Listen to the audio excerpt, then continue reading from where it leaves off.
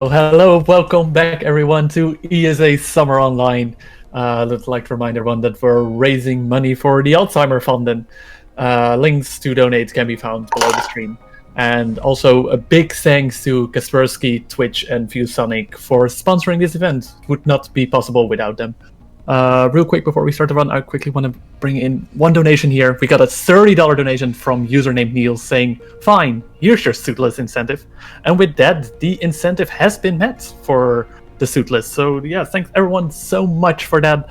And with that, I'll throw it over to Jaguar King with Metal Gear Solid 4. Good luck. Well. Hello everyone, welcome. I'm Jaguar King. Nice to meet you all. It's been an honor to be here at ESA Marathon. This is actually my first time being here, so I'm actually kind of excited. I'll be running Metal Gear Solid 4, the Guns of the Patriot, on the boss extreme difficulty. It's the hardest difficulty in the game, as you guys can see. And first of all, I'm going to introduce my commentators for this run. Go ahead, guys. Hi, I'm Glenn. I also am running this game. Very fun game.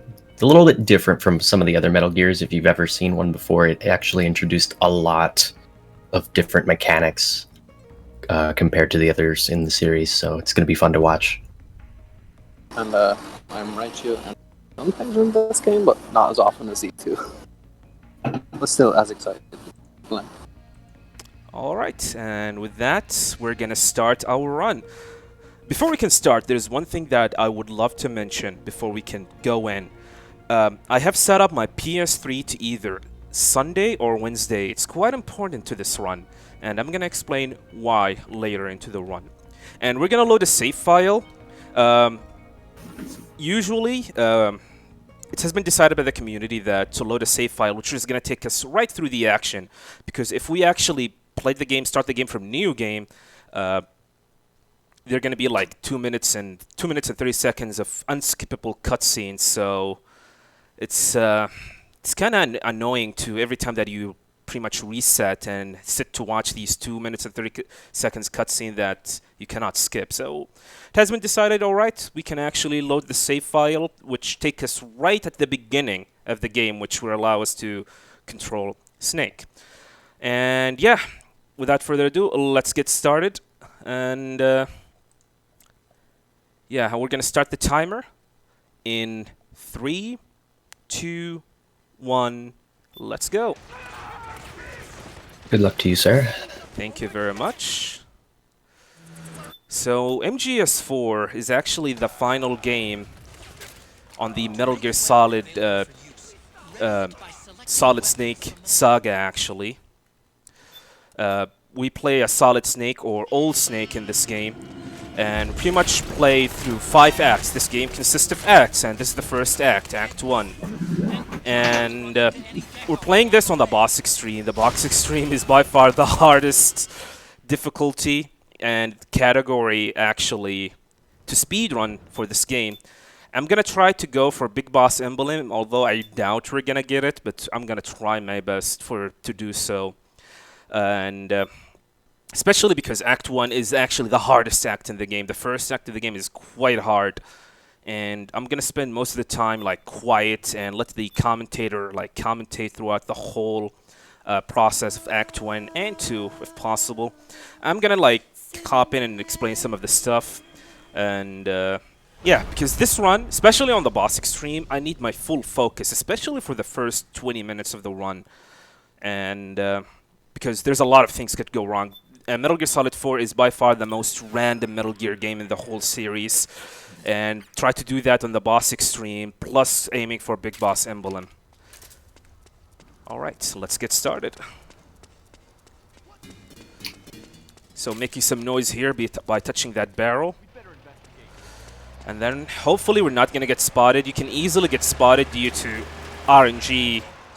Yay. I'm gonna shoot that barrel. This is gonna distract more guards. I'm gonna approach this guy, freeze him, and go to the next area, red zone. And I'm gonna let Glenn or Raichu like take over here.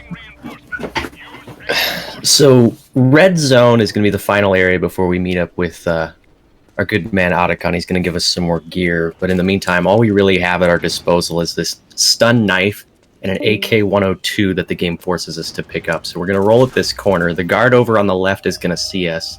He's going to come to investigate. We're going to shoot this box. This guy's going to come over here and take cover behind the boxes we just shot, try and call it for backup. While we stealthily get around, stun him with the stun knife, we're going to make a run for it. Run right at this guard who seems to be in our way. Hopefully the guy doesn't see us, but we're going to hug the left side. And we're going to tiptoe. We want to wait till this guard starts standing up so we can snipe him and... Ah, jeez. That's RNG for you. And just like that, we just lost Big Boss Emblem. I got like the fast footsteps call, which is kind of random. Well, yeah, it happens. It is what it is. We can continue. Luckily, alerts don't carry over between story, so we triggered a cutscene. The alert's gone. We don't have to worry about it. Rolling there. It's all about being tall enough. Jack, did you want to explain the Militia Alliance, or did you want me to? So yeah, right now I knocked down like 2 PMCs in front of Militia. This is gonna make the Militia into neutral states and allow us to snake in here and shoot that first Militia man. He's now at a hostile state, and we're gonna cut through this area, the safe house, quite safely. I'm gonna let Glenn explain this whole Militia-like loyalty system here. So basically the way the Militia works is if you act like a friendly to them, so if you can give them rations, they won't alert you right away, especially in this area. They'll tell you not to move. If you move, they'll treat you as a hostile. If you take aim, they'll treat you as a hostile. If you shoot them, they'll treat you as a hostile. For some reason, I expect them for some story explanation that I don't understand. If you stand there long enough and they just look at you, they go, "Oh, I remember you. There was you in the robes in the beginning of the game. Go ahead. You're helping us, right?" They'll treat you as a friendly at that point, but I'm not sure why that happens. But we hopefully won't have to worry about that. Taking out some guards here. With the caution, they're going to be in a hostile state. So we're going to go over here and grab some stuns and smoke grenades. They're going to be useful later in the run. We're going to let these guys run by. And we're going to go into the next room and grab the Militia Disguise, which will let us get through this area as you can just run through it. They're not going to worry about you because they'll see you as one of them. Yeah, the biggest objective of this act is to grab the Militia uniform. Now by doing that, the Militia will always consider you as friendly. They will not attack you, they will not get alerted by them unless you attack them or shoot at them. And this is gonna pretty much help us a lot traversing through this act. Yeah, it's gonna have some special properties, and we'll point that out. I'll point that out as they come up. As it has to do with the Camo index I've started to notice through some runs. So here we're gonna meet Dreppen. Dreppen is our merchant of MGS4. If you know Resident Evil 4 guy, the merchant, well, Dreppen is the merchant. He is the guy that is gonna sell us weapons and most of our equipments as well.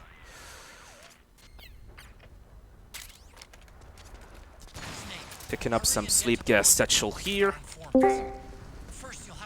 Nice, we just burn ourselves because that's a good manipulation, by the way. Snake's just super hot, it's fine. Indeed, it is.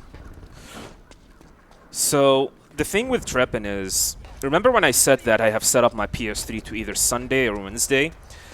That's because during those 2 days, Dreppen will have 20% discount off of his shop, which will allow us to purchase a really powerful weapon by the later in the game, which is going to be the 50 caliber M82 sniper rifle. And doing this in a day that does not have discount, Dreppen's discount, it will completely be impossible to purchase the gun during that particular day.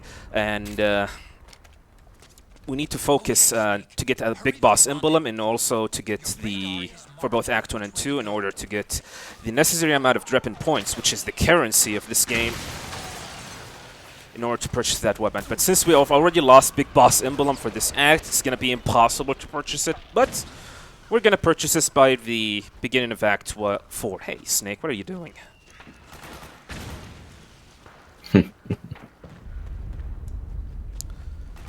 So yeah, thing about this game, there's like points or areas where militia and PMCs are fighting. By the way, PMC are always hostile, so you cannot be like friendly with them. You can only be friendly with the militia. And this is an area where the militia and PMCs are fighting, and because of that, because it's actually a war zone, the area could become like RNG heavily.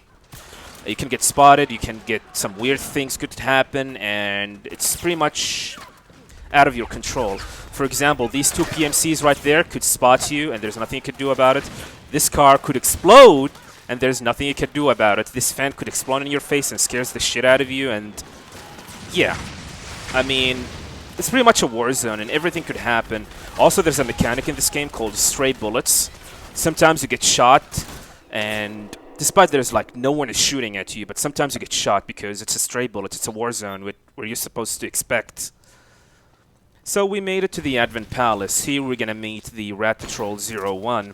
In the meantime, we're gonna shoot these sleep gas mine in the way. There we go. And we're gonna continue forward.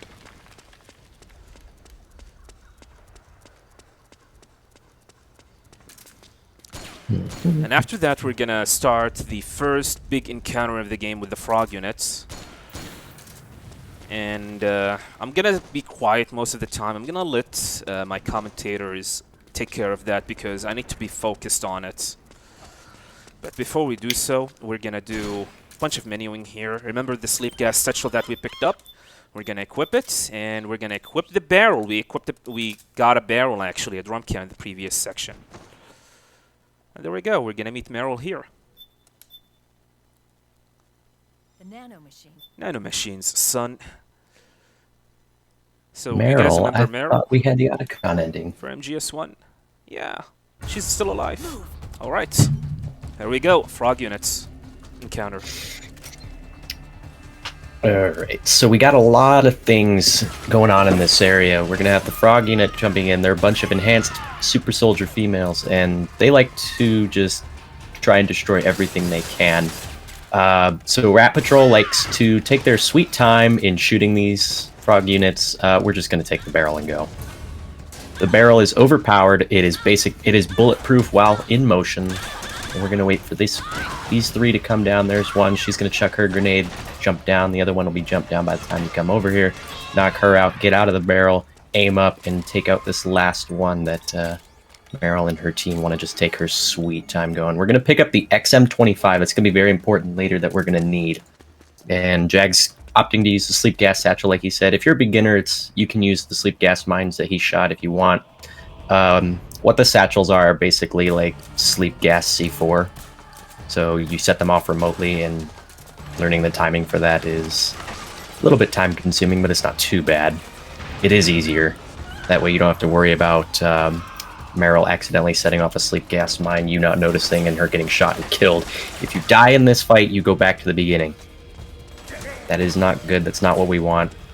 So using the sleep gas satchel is a lot safer if you know what you're doing. So we're going to set them up in specific areas. We know that the frogs are going to spawn by this broken elevator is a big one. They're going to come through this door, so we're going to equip the barrel and we're going to run them over. It's always fun. Usually they walk into the kitchen. There they go. Okay. Knock them out. Going to go run over here. Place another sleep gas satchel, I think. Yeah.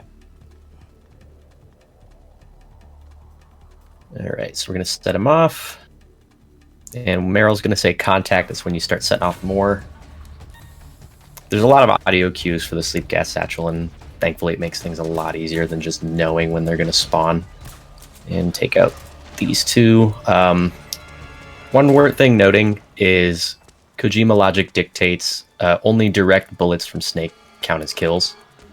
So if you shoot a frog on the ceiling, for example, because they like to stick to surfaces. If you shoot them on the ceiling and they pass out from your sleep darts, they die. They don't count as kills. You didn't kill them. Gravity did. And similar things will be coming into play here in a later act. And we're going to go roll down here. We're going to go up on this side of the balcony. We're going to pick up the stun grenades and place the rest of the sleep gas satchels, I believe. I'm not too familiar with this strat myself, but still easy enough. Here we're gonna make Akiba shits his pants, literally.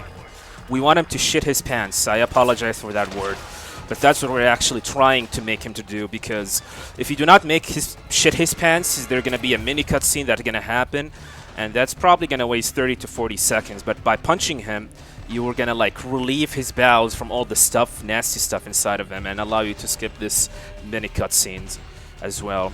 And we're gonna wait here until both Meryl and Arakan shows up. And sorry, Arakan, I mean Akiba. Wow, I was thinking about Arakan because yeah. So that's Meryl. Now we're gonna wait for Akiba to show up. There's an RNG part. Hopefully Meryl will not rush in throughout the collapsed wall that's gonna happen now, because she loves to do so. Alright, she did not, which is good. So we're gonna use the barrel here. Uh-oh. Okay, yeah, that's fine. It's okay. Meryl got a shot in, nice. That helps a lot. Oh, As the frogs are really good at CQC, so if you don't punch them first or they don't take a shot first, they will actually wring Snake's neck with a rope and try and choke you out to death. Really simple thing to do. Yeah, the barrel doesn't like to roll off the bed, apparently. Yeah. So I have detonated two of these satchels, actually. That took care of some of the frog unit spawns, actually. I have one left, and we're going to use it once the next frogs shows up. Yeah, they're going to take up specific positions in this next area if you don't take them down quick enough. Luckily, like you said, we have that extra sleep gas satchel up top, so it's going to take care of the last few that we have to deal with.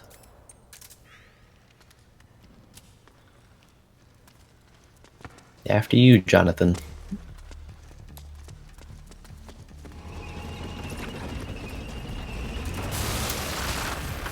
So now they're going to burst through the wall with an armored dozer here, and 4 of them are going to jump through that wall and throw 2 flashbangs, and what we want to do is take them down as quickly as possible. And we're going to set off our sleep gas satchel, which is going to take care of the other 3 that would spawn in this area. And we can get out of here. Ooh, and full anesthetic ammo. Nice. And that's it. That's the frog units.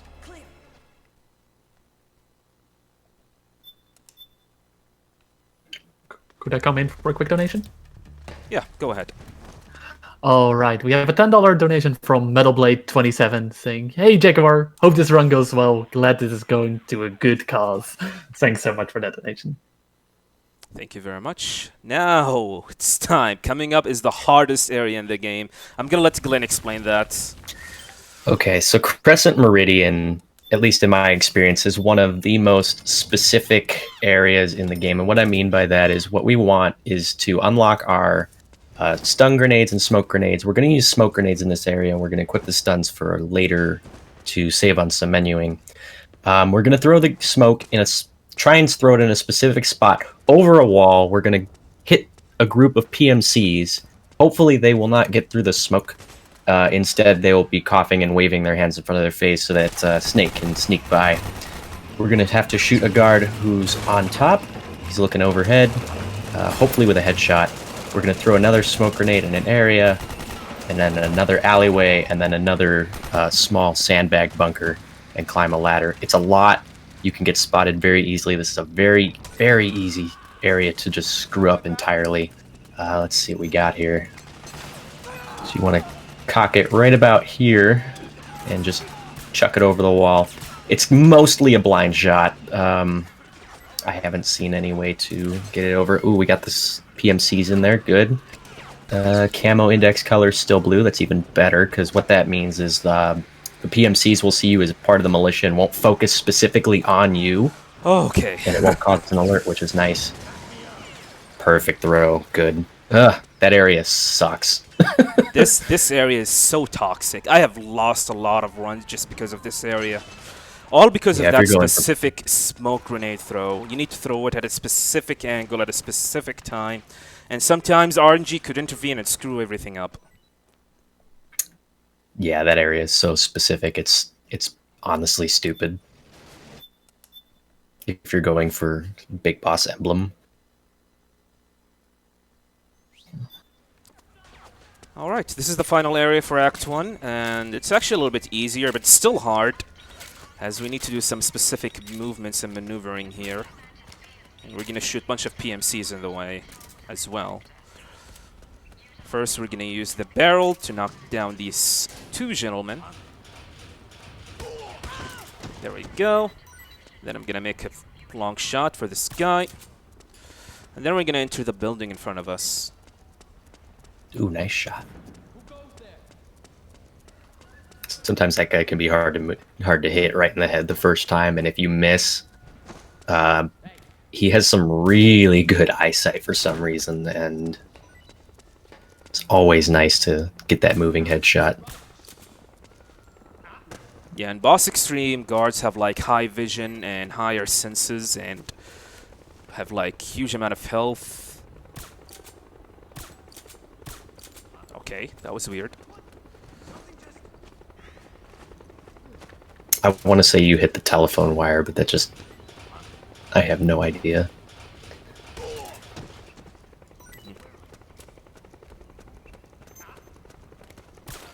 That barrel's going to be our favorite toy for a little while. Alright, so we gotta act quickly here, or that guard's going to call for backup. And looks like we're going to get out of here, no problem.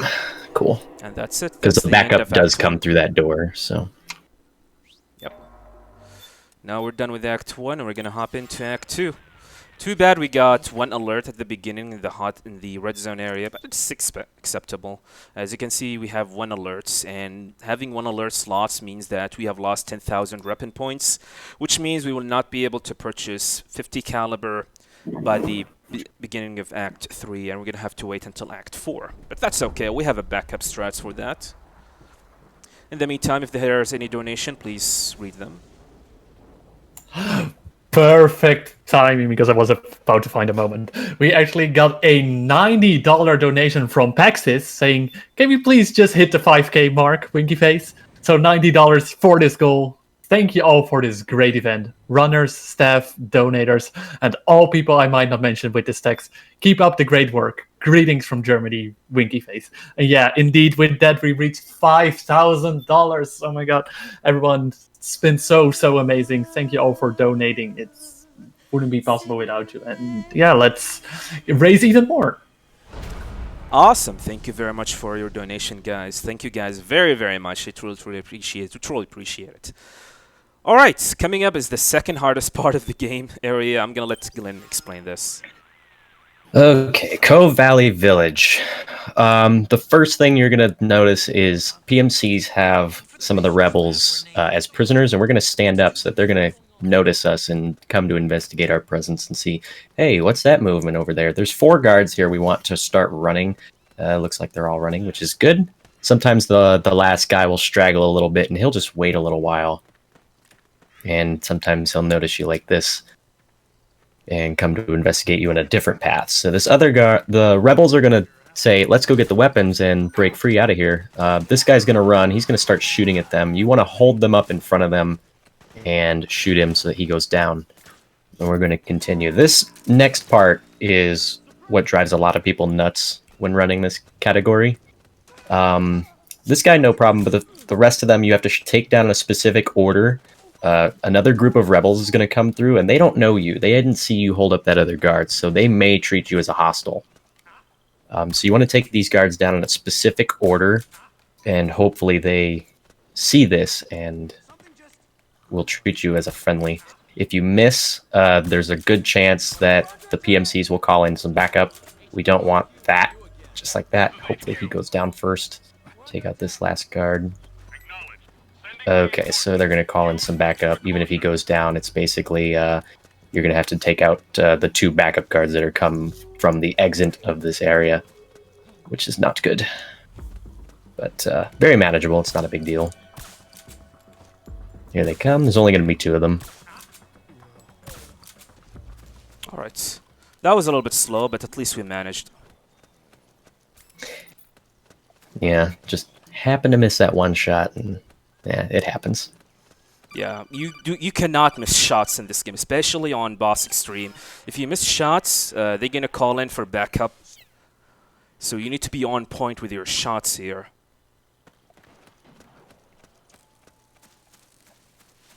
But thankfully the rebels didn't alert you either, which is good. Because that's even more Drebin points lost, and we don't want that. Can always try and get some extra points by picking up guns, and if you're looking at the math, that's actually meant to be taken literally. So if you see like times 0.2 times 0.5, that's meant to be taken literally. So like the only one I can think of offhand is the RPG-7 we picked up in the last area of Act 1. It was 6,000 times 1.0 times 0.5, so it's worth 3,000 Drebin points. It's kind of nuts how the economy in this game works. It's weird. War economy, yeah. So, power station. Since I have already lost Big Boss Emblem, I'm going to be a little bit of adventurous and then cut through the power station. And it's actually faster since we don't gonna have to worry about like yellow alerts or anything.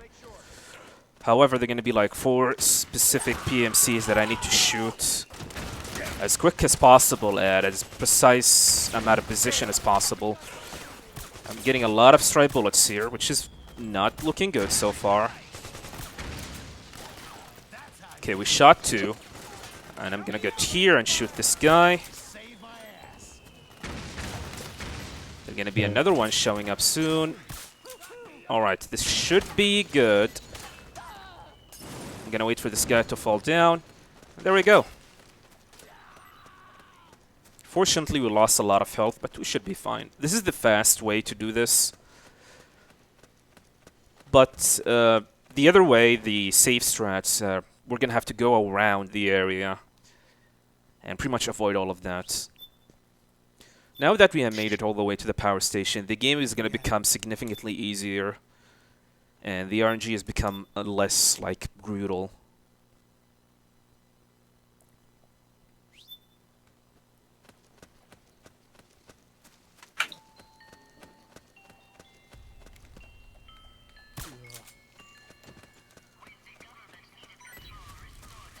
All right. Who likes wartime advertisements? So there's going to be a couple of them. Yeah. PMCs here like to advertise a lot. We're also going to get our second favorite toy, the Javelin. That's going to be very helpful, and even more helpful since we have lost Big Boss Emblem and are going to be low on Drebin points in Act 3. So we won't have the M82 for a boss fight later on, but the Javelin works just as well, albeit a bit slower. Yeah, Javelin is by far like the best weapon that we can do in this circumstances since we don't have the access for the 50 caliber, but it will do definitely fine. And we're gonna use it on the upcoming next boss fight as well.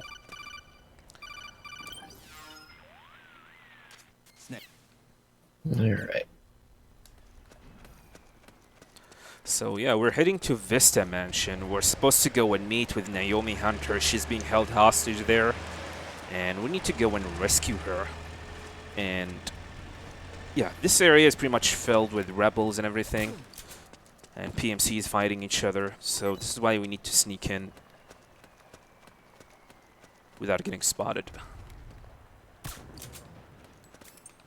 Here I'm switching to the operator and stun grenade.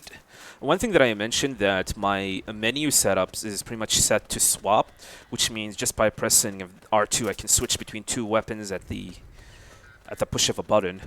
It's gonna definitely help a lot, especially speedrunning wise.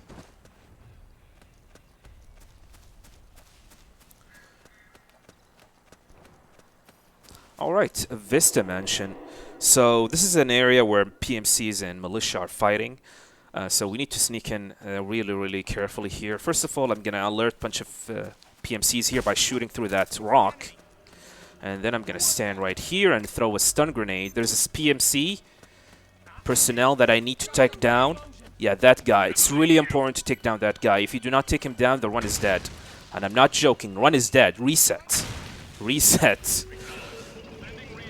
And the reason for that is because that guy is holding the Master Key. Master Key is an add-on for the M4 assault rifle that we have. And it's a shotgun add-on, and we're gonna need it to deal some shotgun damage, especially the non-lethal shotgun damage, which is called V-ring bullets, or V-ring slugs. And we're gonna pick it up later on. So these are the militia, and they're gonna rush in through the mansion itself. And while they are pretty much fighting the PMC, we're gonna sneak in to the back of the mansion. Now there's one thing that I need to be careful about. Remember when I said there are stray bullets here and you get shot with no reason? With this amount of health, I might die, so I need to be careful. I picked up this weapon here. I do not need the weapon, but I need the bullets inside the weapon, by the way, for the G3A3. Throwing a stun grenade there to stun two guys. Same thing, I need to pick up their weapons. As I said before, I do not need the weapon. I just need the ammo inside the weapon, which is the 7.62 51mm bullets. As it's going to be definitely helpful against the next boss fight, Laughing Octopus.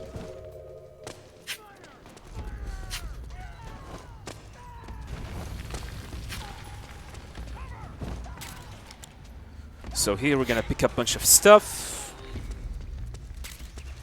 Some ammo as well, stun grenade, and then we are ready. We're gonna go through this ladder, and we're gonna meet Naomi Hunter. You guys remember Naomi, right? From MGS1? The one who developed Fox Dye and injected us for... Spoilers alert, sorry about that. The nano machine. Also more nano machines. So we're gonna have a frog encounter, and then we're gonna have the very first boss, which is one of the Beauty and the Beast called Laughing Octopus. I'm gonna let Glenn explain this fight. So the frog units are coming after you. They know you're here. What we're gonna do, since this is a big boss strategies, and we're gonna do all non-lethal as much as possible, we're gonna throw stun grenades over this wall. The first bunch always spawn right here. Hopefully, ideally, we want them knocked out in 1 or 2 throws. That doesn't always happen because they're just not the nicest. And that one's gonna run over there. Shoot her in the foot. She's I hiding. can't tell if you hit her or not. No, I did not hit her. She's hiding. I'm just gonna wait for her to exit. There we go. She's gonna fall. And Thankfully, the Mark II pistol here is extremely potent. It can take down a soldier in 4 seconds after shooting the soldier. And I'm waiting in this specific spot, and then I'm gonna barrel my way. Some cool manipulation that you can do with this area, and then just barrel roll them over. Like I said, the barrel's gonna be our favorite toy for a little bit. Who needs a cardboard box when you have a barrel? There we It's go. stronger and bulletproof. Now we're gonna do some menuing. We're gonna equip the Master Key that we picked up, purchase some ammo for it, and then we're gonna equip the G3A3, and then we're gonna equip the Javelin and unlock it, purchase some ammo for it, and then we are ready for Laughing Octopus.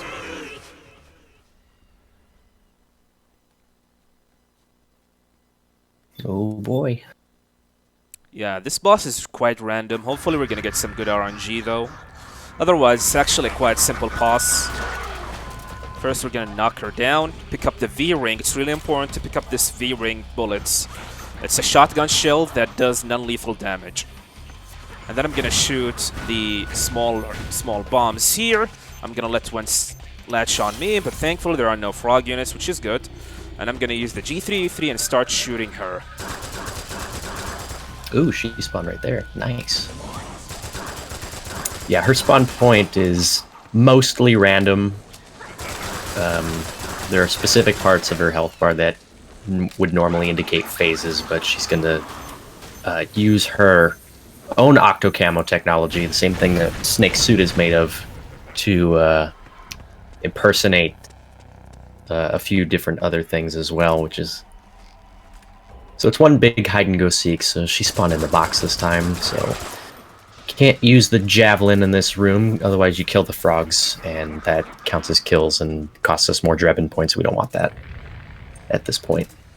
Yeah, the javelin has a big splash damage, so you need to be careful around it. And it's gonna be my main source of damage on this fight. Hopefully she's down low enough to... Oh, she's not. Okay. Yeah, unfortunately we're having a really bad RNG. Usually she should like morph into this thing, a mini Metal Gear. But once we make it all the way to this phase, everything should be clear. Now she's gonna disguise herself as one of the frog units' bodies. And then we're gonna head to finally here. And then we're gonna wait. Hopefully she will not jump. Which is good. Now she's gonna disguise herself as Naomi. Shoot her again. Please do not jump. Oh, she jumped. We're gonna lose some time, but that's okay. She's gonna like disappear. But that's fine, we're gonna have to wait a little bit.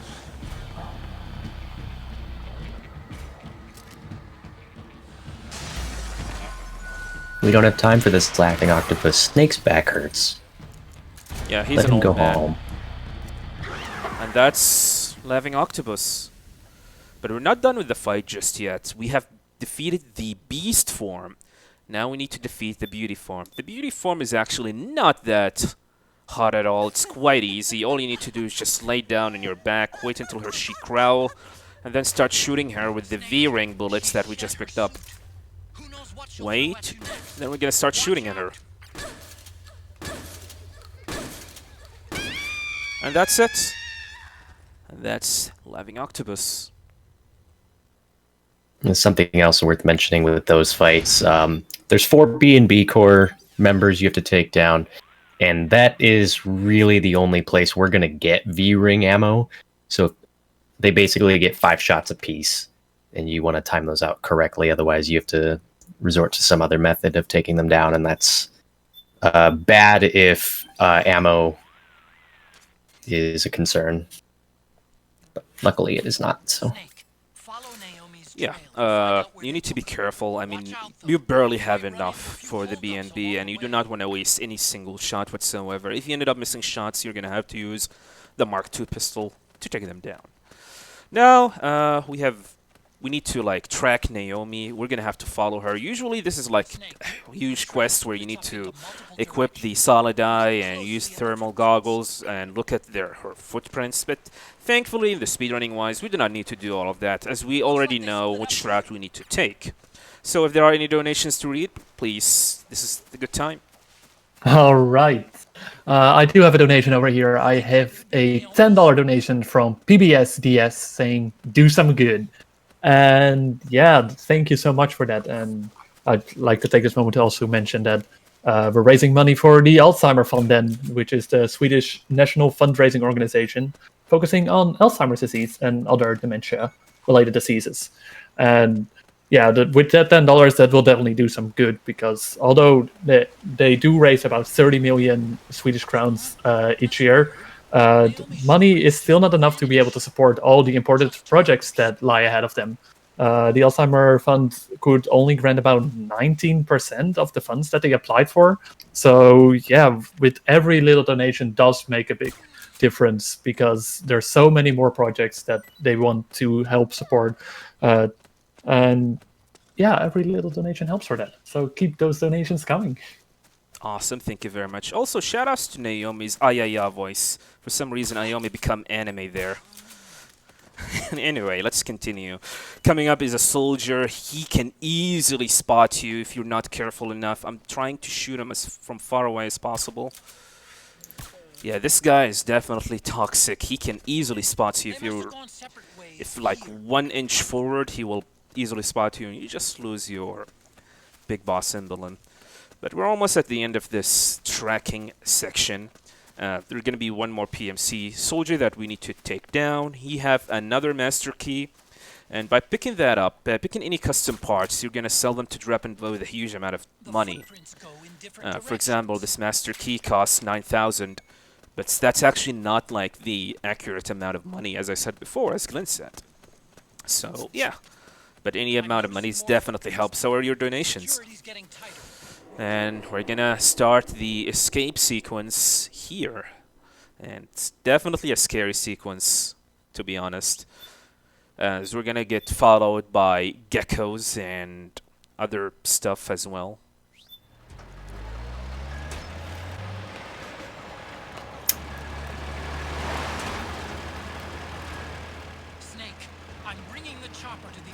It's just a nice segment where plot takes over, and what I assume is the idea for Metal Gear Survive comes from. Yeah, we have zombies. And by being on this section, thankfully all the ammo that we have is pretty much, we have infinite ammo here. And we're gonna use our V-Ring to take down these things. The power suit soldiers. It's weird they only show up in this area. Yeah. They don't show up at any other point in the game that I know of. Yeah, I'm dealing non-lethal damage to them with my V-Ring bullets.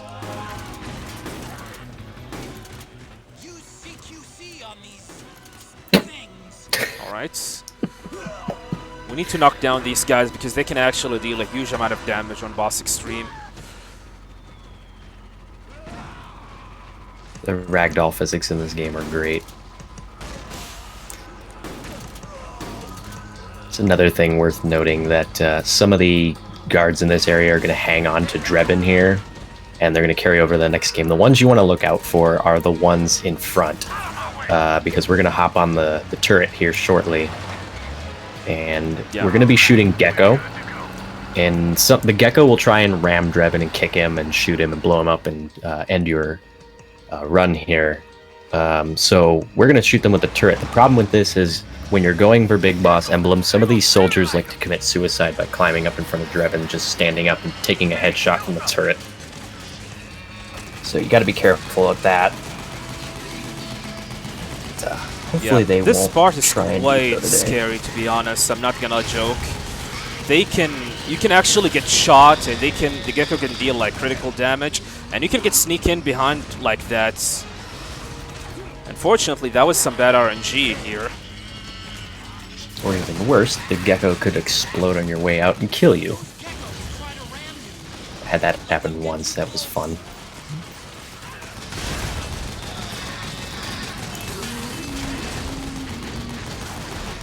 But, you get some extra points by killing as many Gecko as possible, so you do really want to take them out if you've lost Big Boss Emblem and want to continue the run, so it doesn't hurt to take out the unmanned weapons. They are worth something.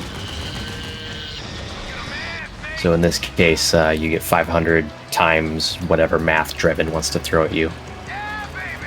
So in this case, multiply that by 0.5, so each Gecko in this segment is worth 250 Drebin points, which is nice. Considering how stingy Drebin is with giving out his points, 250 is decent. So, coming up is you got probably some of people who watch my stream love this section because we're gonna have to fight a boss fight, which is Gates. And I'm gonna sing to this gate. What a gate, with hardness and stillness through the day. What a gate, I'm aiming and shooting to it. What a hard steel gate, but my bullets won't come through. I give my shots, not for honor, but for this gate. In my time, I keep shooting at it. And now it's down. And there you go. So, yeah. This gate is actually quite special. Have you ever seen a gate that have a health bar and that health bar regenerates? It's kind of weird. So you need to keep shooting at it until it's destroyed.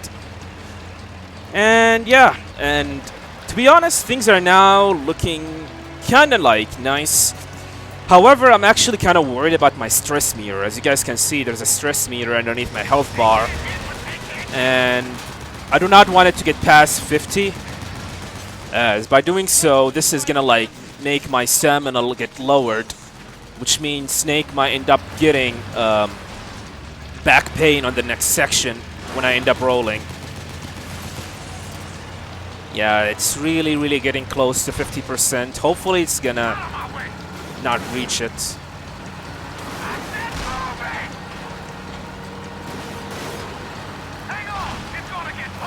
Yeah, we call this Gatekeeper, that song. Not Gate Eater, Gatekeeper. So, we're almost at the end of Act 2. However, there are going to be a bunch of geckos that we need to shoot. And run them over. We are at 50% strength, which means need to be careful here. I'm going to equip the ration as a safety measure, in case Snake ended up getting a back pain on the upcoming section, which is the final section of this act.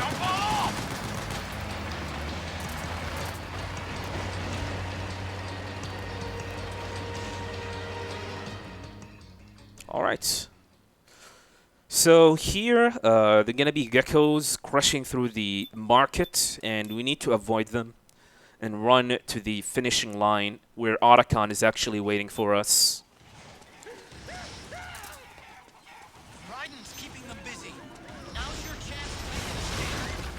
Please, Snake, don't have a back pain. Alright, he did not have a back pain, which is good. Yeah, that one roll, if Snake's back just gives out, the issue there is the gecko will jump ahead of you and he will notice you. You won't get an alert in this area or anything, but the gecko will do a sweeping kick and kill you instantly. And there's one of 2 chaff grenades that we're going to grab. Mm-hmm. And that's Act 2. And we're gonna hop in to Act 3, the most boring act in the game. So if you have any donations piling up, now it's ready because we have like over 17 minutes of doing nothing but following a specific person, the Resistance member. So yeah, go ahead. I'm not sure if I can talk for 17 minutes, but I'll try to see what I can do. There's no current donations, but I'd like to take this moment and to talk about some donation incentives coming up. The first one that's coming up is actually for a bid war for the Metroid Zero mission, the any percent run.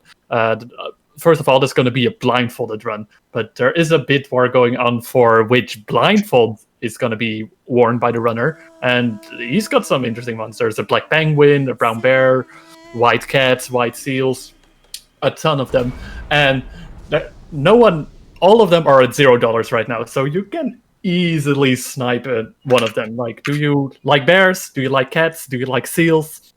Well, there's a choice for everyone, so make sure to get your donations in for that if you'd like to see that. Besides that, since I mean, we're running Metal Gear Solid, so I have to mention one specific incentive here as well. It's for the Layers of Fear run, which is going to be happening a bit later on. It's for the incentive called Snake Percent, and the incentive for that is Clendaria, the runner, actually has a ball python named Kratos, and if the incentive is met, they will wear the snake around their neck chilling in the tree while they do their run. And I mean, I want to see that. Right now, it's still at $0 out of $250. But if you want to see like an adorable snake on stream while they're doing their run, then go donate for that. All right, awesome. Thank you very much. So this act, we're gonna have to follow this personnel, this guy, the resistance member, and he walks really, really slowly. So there's nothing we can do. We can like manipulate him to move him faster. Like this part by shooting him next to his leg. Hopefully we're gonna get a good RNG and he's gonna go to the right. Please don't go forward. Go to the right. Nice, man. He went to the right. Yeah. So that's actually gonna save 40 seconds over him going forward, which is good. And yeah, we're gonna continue through this area. One thing you might notice, I have equipped the face camouflage. This is the face camo for the laughing octopus. By doing so, this will make the PMCs on me here friendly, in a friendly state, and which means I'm not gonna get an alert by them, and that's definitely gonna be helpful to sneak in around the area. However, if you have a weapon equipped, they're gonna notice you, and then you're gonna get an alert by them. So I'm gonna take down some of these PMCs as because they actually on the way of where the resistance member is gonna walk. And I'm gonna go back a little bit to the beginning of this truck. Now he is whistling, which means he's moving. And we're gonna take down some PMCs on the way. So I'm gonna take these two gentlemen right there. And I'm gonna go next to them, walking menacingly towards them as they fall down and sleep. And I'm gonna hide their bodies. By hiding their bodies, the the resistance member will not notice their bodies, and he's gonna continue to his way. And by doing so, you're gonna end up like saving 10 seconds each time you hide a body. So, yeah, technically we're gonna save like 20 seconds. And we're gonna have to wait for this guy to show up. Yeah, here he is. Yeah, this is definitely one of the most boring part of the run. If the reason why a lot of people not like into speedrunning this game is due to how hard this game is and due to how Act 3 is so boring because of this guy. As you guys can see, he walks really slowly, and the route he's actually walking to is actually the fastest route. There's even a slower route that he can sometimes take and waste like 15 seconds. 15 minutes. And when that happens, one is dead. So, yeah. So we're gonna have to sneak in behind him. We're gonna like remove any bodies, take care of any PMCs on the way, so they do not disrupt him and change his route, because he's gonna change his route if the coast is not clear to him. So we're inside the park. There are gonna be two PMCs coming up through that gate in front of me, and we're gonna take them down. Just gonna wait for them. You can take them down really early, but I'm not gonna do so. I'm gonna take things safely because you do not want to miss shots. As I said before, if you miss shots, there's a chance that you're gonna end up alerting the PMC, and then you're gonna go into a caution mode, and that is something you do not want to happen. So now we're gonna go in, and we're gonna hide their bodies as well. So this guy's gonna stop, and he's gonna go and empty his tank behind that statue right there. In the meantime, we're gonna take this opportunity and hide their bodies from his eyesight.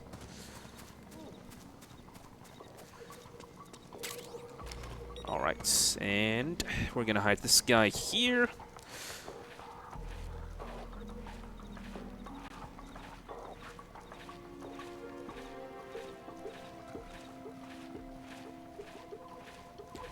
And there we go.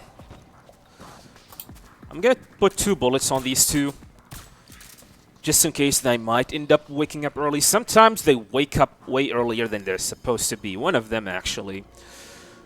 Hopefully I put them in a good position and he will not notice them as he exiting the small park. Alright, he did not notice them, which is good.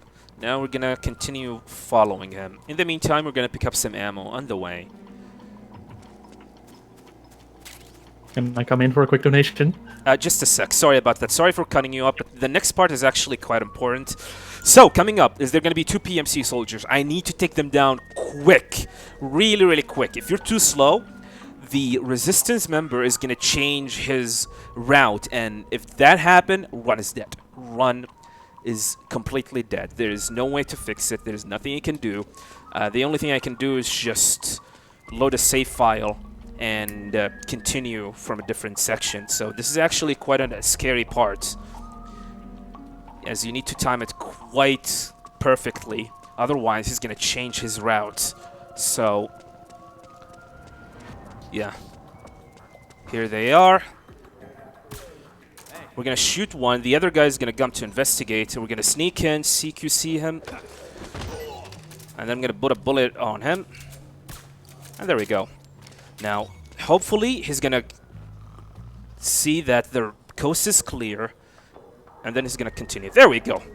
Now, that's actually a really scary part. Now everything is fine. You can go in with the donations. All right. I mean, it was from a specific someone, so I had to read out this donation. I have a $5 donation from Metal Glen Solid. I feel like I've heard that name before. Who's that? Who says, always go for the penguins, smiley face. And that donation indeed went to selecting the blindfold for the Metroid run. Thank you so much, Glenn. You're welcome. Thanks, man. Thanks, buddy. Also, make sure to follow Metal Glen Solid. He is also speedrunning this game. He's trying to get Big Boss Emblem. And by doing so, he's now going to get a Big Boss Emblem today or tomorrow. You're going to try your best, buddy. So Depends how my other project goes. Yeah, and during this like downtime, if you're interested in watching or speedrunning Metal Gear games, please make sure to follow Metal Gear. Head into MetalGearSpeedrunners.com, and we have a lot of resources. And if you want to like pick up a certain Metal Gear game that you want to learn and speedrun, you can go in and start there. And also you can join our Discord, Metal Gear Solid Speedrunner Discord. We have a lot of talented speedrunners that could help you to learn a particular Metal Gear game. And you can ask me instead. I mean, I speedrun 14 of these Metal Gear games at a high level, and I can teach you 1 or 2 about a certain Metal Gear game. Alright, this is the first part. This is the second part. We're gonna have to follow this guy slowly, like always. Yeah, this part is, as I said before, this part is really, really slow, and there's nothing you can do about it. If you have, like, something to do, like, stretch a little bit, like, have a small nap, drink some coffee, eat, go to the bathroom, kiss yourself, kiss your loved one. It's a good time to do so. But don't worry, we're like almost 6 minutes away, or even more. Yeah, 6 to 7 minutes until this section is over. You can see, guys, these PMCs, and they're gonna notice me. But I'm not going to get alerted by them because I have the face camo here. But if I have my weapon equipped, they're going to go immediately into the alert phase and they're going to start attacking you instead. So you need to be careful around that. And definitely having the face camo is definitely helpful. We're going to take down these guys as they are in the way of the resistance member. And yeah. We're gonna wait him. He's gonna notice them. He's gonna say, who took down these guys? Well, if you look behind you, you're gonna see me, buddy. And we're gonna follow him.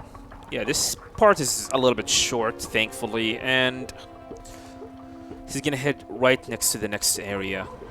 And in the meantime, we're gonna pick up some stuff as well. There's gonna be a smoke grenade close by, which is right here. And we're pretty much full on smoke grenades. Any weapons that any extra weapons and like grenades that you actually picked up is gonna be sold to weapons for weapons points. It's pretty much the main reason and our main source of income for weapon points in the game. to pick up as many weapons as possible that you can actually find on the way that is not far from your route.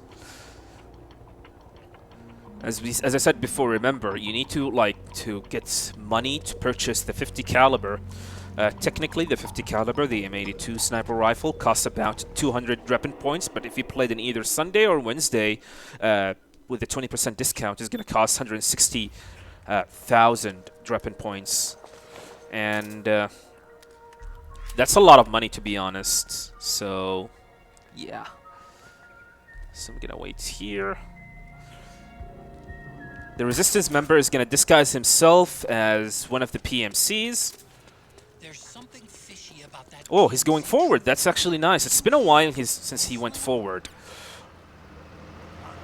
So, by shooting next to his feet, he's going to rush in, and he's going to keep on moving forward. And that's actually going to save some time. He's going to come back as well, so I need to hide before he can spot me. Because if he spots you with that face camo, he's going to look at you and he's going to say, "Hey, you're looking for a real man?" Although he knows that I'm actually a real man. Yeah, he noticed me from far away. He have a big vision. So he's gonna come back. Come on, buddy. Come back. So there is one thing that hopefully that's not gonna happen. You see this Humvee? Hopefully. Okay, we're fine. Sometimes, and it happens, sometimes the Resistance member can be ran over by that Humvee. And it happened before. So, yeah. And when that happened, the Resistance member is gonna die, and I had to go in and spawn another one, which technically I do not know how to do so, because it is extremely rare for that to happen. But it does happen. So hopefully it will not happen. Yeah, that Humvee is definitely scary, so yeah.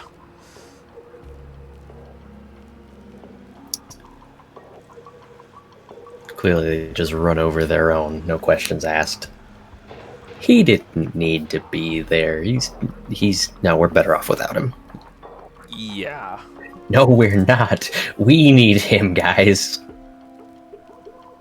But, yeah, the signal interceptor is what we would use to spawn another one, and we'd have to open the map to see if he spawned in the location we came from or if he spawned somewhere else, and then follow him from there. It's an interesting mechanic, but this act is slow and for some people really boring, so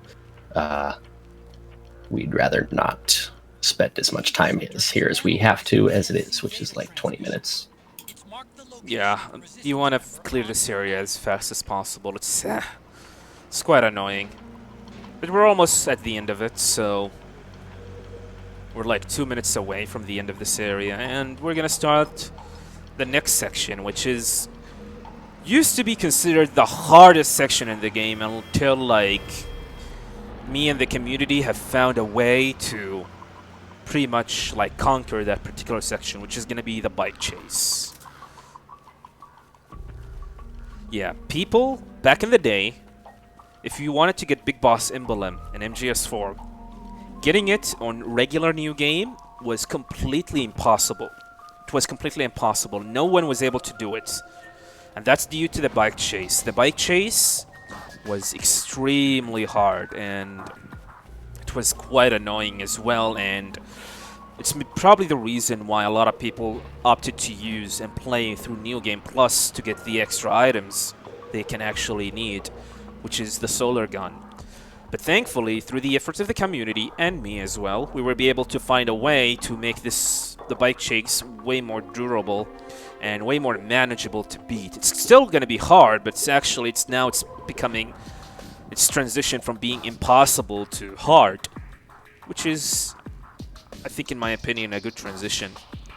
So yeah, gonna be excited to show you how it's gonna look like.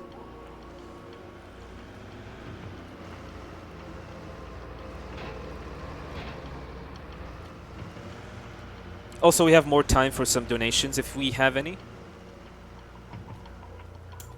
I do actually have a donation over here. I got a $25 donation from Sudi Bunsen saying, I figured I would donate during a run of one of my favorite games. Metal Gear Solid 4 was the reason I chose a PS3 over an Xbox 360 all those years ago, and I've never looked back. Thank you for all of the runners, volunteers, donators, moderators, even just the viewers in chat. You guys are amazing, and we all needed this, especially at this time. Thank you so much for that donation, and much love to you as well. Yeah, thank you very much. Wise choice, buddy. So yeah, we're almost at the end of this section. We're gonna do a bunch of menuings before we can hop in. Or wait, maybe I'm gonna do it after the cutscene. Yeah, it's probably after the cutscene is the best option. So yeah, here we're gonna make it to the Resistance hideout, and we're gonna meet Big Mama. Yeah, Big Mama. Apparently Mama is not enough, so it should be Big Mama as well. So, and Plus is gonna start the bike chase, and we're gonna do some bunch of menuings during that. And we're gonna do a lot of tweaking and movements and other stuff as well. I'm gonna hide here, as this guy is gonna go behind the corner and change his clothes. And thus, it's gonna be the end of this section. This long, long section.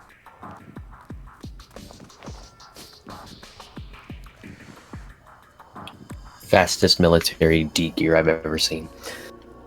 Yeah. That guy is professional. Alright guys, time to wake up. Wake up everybody. Wake up. We're back to action. Now the boring section is done. And we're gonna start the most interesting section on this act, which is gonna be the bike chase. There's gonna be a bunch of cutscenes to skip here. As we're gonna meet by Big Mama, and she's gonna tell us some lore stuff, story stuff about Patriots, lolly lolly low, and who are the Patriots, and what, and who is she? I don't know. Yeah, there's a lot of cutscenes here. And here she's gonna give us the VZ submachine gun, and the bike chase is gonna start. Have to keep Big Boss's body out of enemy hands, no matter what. Get the body safely to the canal escape.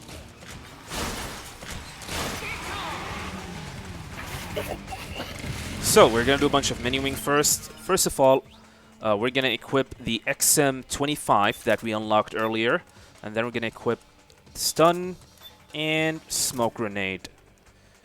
And there we go, and then we are ready. So the bike chase, there are like key points where you can actually get shot, and we need to focus on these key points to not get shot by using either a stun grenade or shooting a barrel like this one. Also, we do not want to get shot really early, otherwise it's gonna be quite hard. We're gonna take down PMCs on the way as well.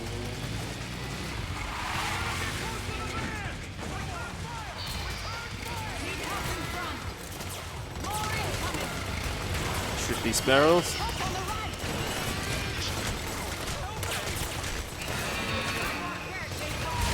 Alright. That is good. Now I'm gonna switch to the stun grenade, and I'm gonna have it equipped for the next area. It's quite important to have the stun grenade equipped. And as we go into the next section of the bike chase, I'm gonna use it immediately. Immediately. Hold L1 and mash R1 as fast as possible, as you need to use it immediately. Yeah, because some areas of the bike chase are like really bad, but if you get hit, you are in a lot of trouble, right? Yeah, you're only going to get 1 health refill, and that's going to be on the bridge after this checkpoint when we get past all this. And I mean, a good backup to always have is to have a ration on your item previous, so that way if you notice your health getting a little low, you can just drop the solid eye entirely and just go for it. We're going to try and take out that guy on his turret. Did we get him? I don't know. I couldn't tell. So I guess like bike chase is just one more thing that makes Big Boss an absolute nightmare in the game. Absolutely. And like that Jag said, he got shot, so here's the ration. This segment is really difficult, and if you don't time a lot of things correctly, you're just gonna get shot, and we don't want that. Great game. Yeah.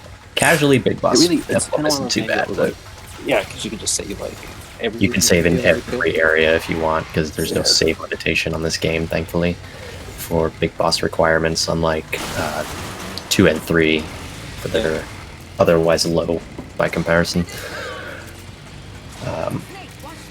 So now you're gonna have some frog units coming in as well, and they're really no different from the PMCs. And we shoot the barrels because, like I said earlier, Kojima logic dictates you didn't kill them.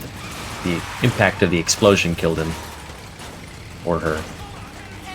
So we're gonna use that to our full advantage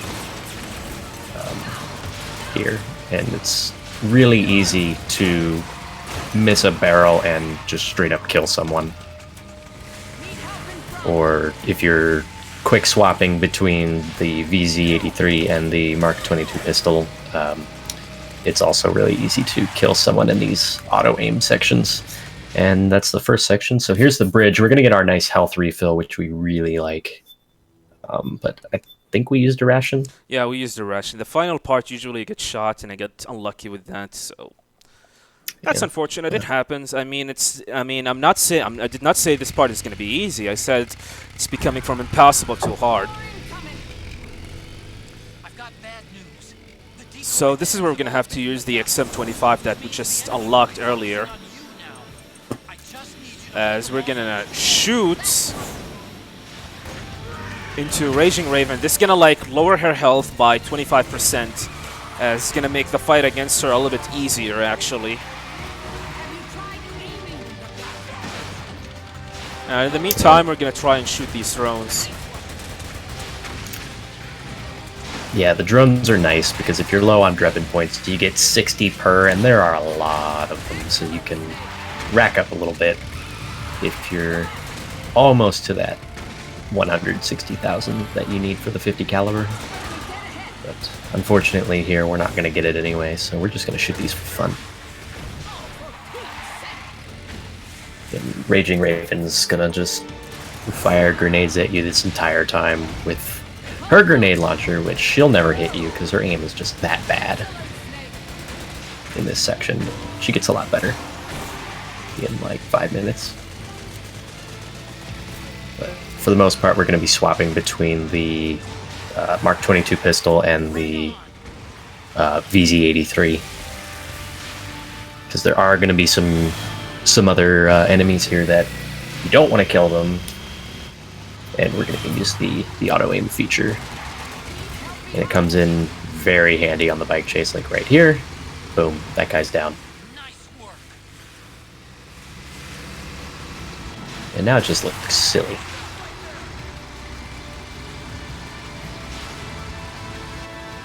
Yes, hi, Humvee, would you like to race? So here we're going to use the smoke grenade, as you need to throw them at a specific spot. Otherwise you're going to get shot by these Humvees. And then hold triangle to lower your hitbox. There you go. And going to be more drones to shoot.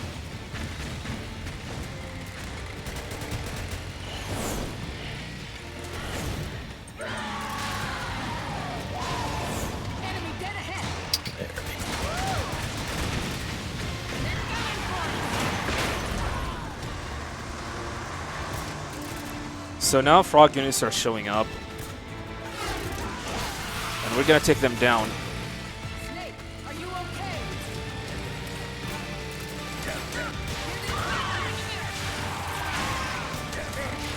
This part gets pretty tricky because you're trying to combine your auto-aim trank shots with your non-auto-aim VZ shots on the barrels, and this is one of those sections where it's very easy to just accidentally kill a frog because your hands just mismenued on the controller or some other reason. I wish I could take a sniper shot to the chest and keep riding my bike. But maybe Big Mama's just tougher than me, I don't know.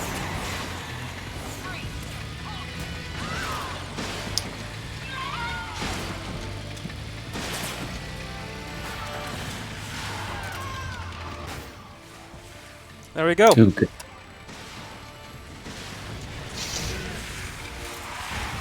Only one ration used, not that bad.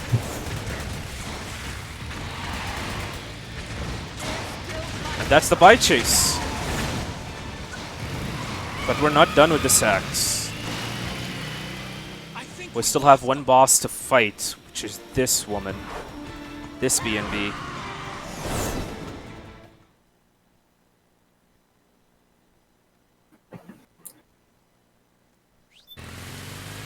So technically, if we on Big Boss Emblem, we should have like the 50 caliber, the M82 sniper rifle. But since we do not have it, we're gonna have to use the javelin, as it's actually the best source of damage that we can use.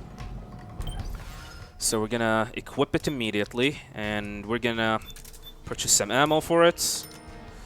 Also, we're gonna equip the RPG. Oh, also gonna purchase some ammo for it as well. I'm gonna shoot this window, and I'm gonna position myself right here. Nice. The first Nice shot. damage.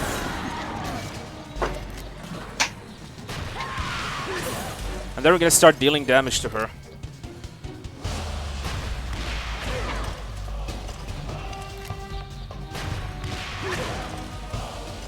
Yeah, this boss fight isn't too bad, and if you have the 50 caliber, it's even easier.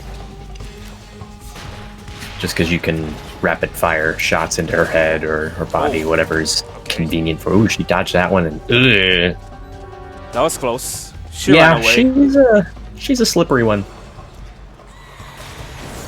She's not overheating yet. If she overheats, she's gonna fly away to a far-off building and detach herself from her machine. You can hit her in that state, but sometimes doing so is not the easiest thing. That does a lot of damage if you can do so. In this case, it would kill her. Also worth noting, when she's like closed her wings like that, she's trying to block any damage you can do to her, and it will do less damage if you hit her with an explosion, but she didn't do so too often, which is good. That was an okay fight. I mean, with the 50 caliber, you can destroy her. You can beat her in like 12 seconds. I'm not joking. If you can like get headshots on her with the 50 caliber. Come out of her suit. This is why we usually aim for the 50 caliber here, as it does actually make a difference.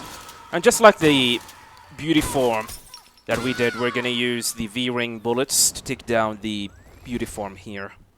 And by doing so, that's the end of Act 3. We're gonna start the next act later, in a little bit.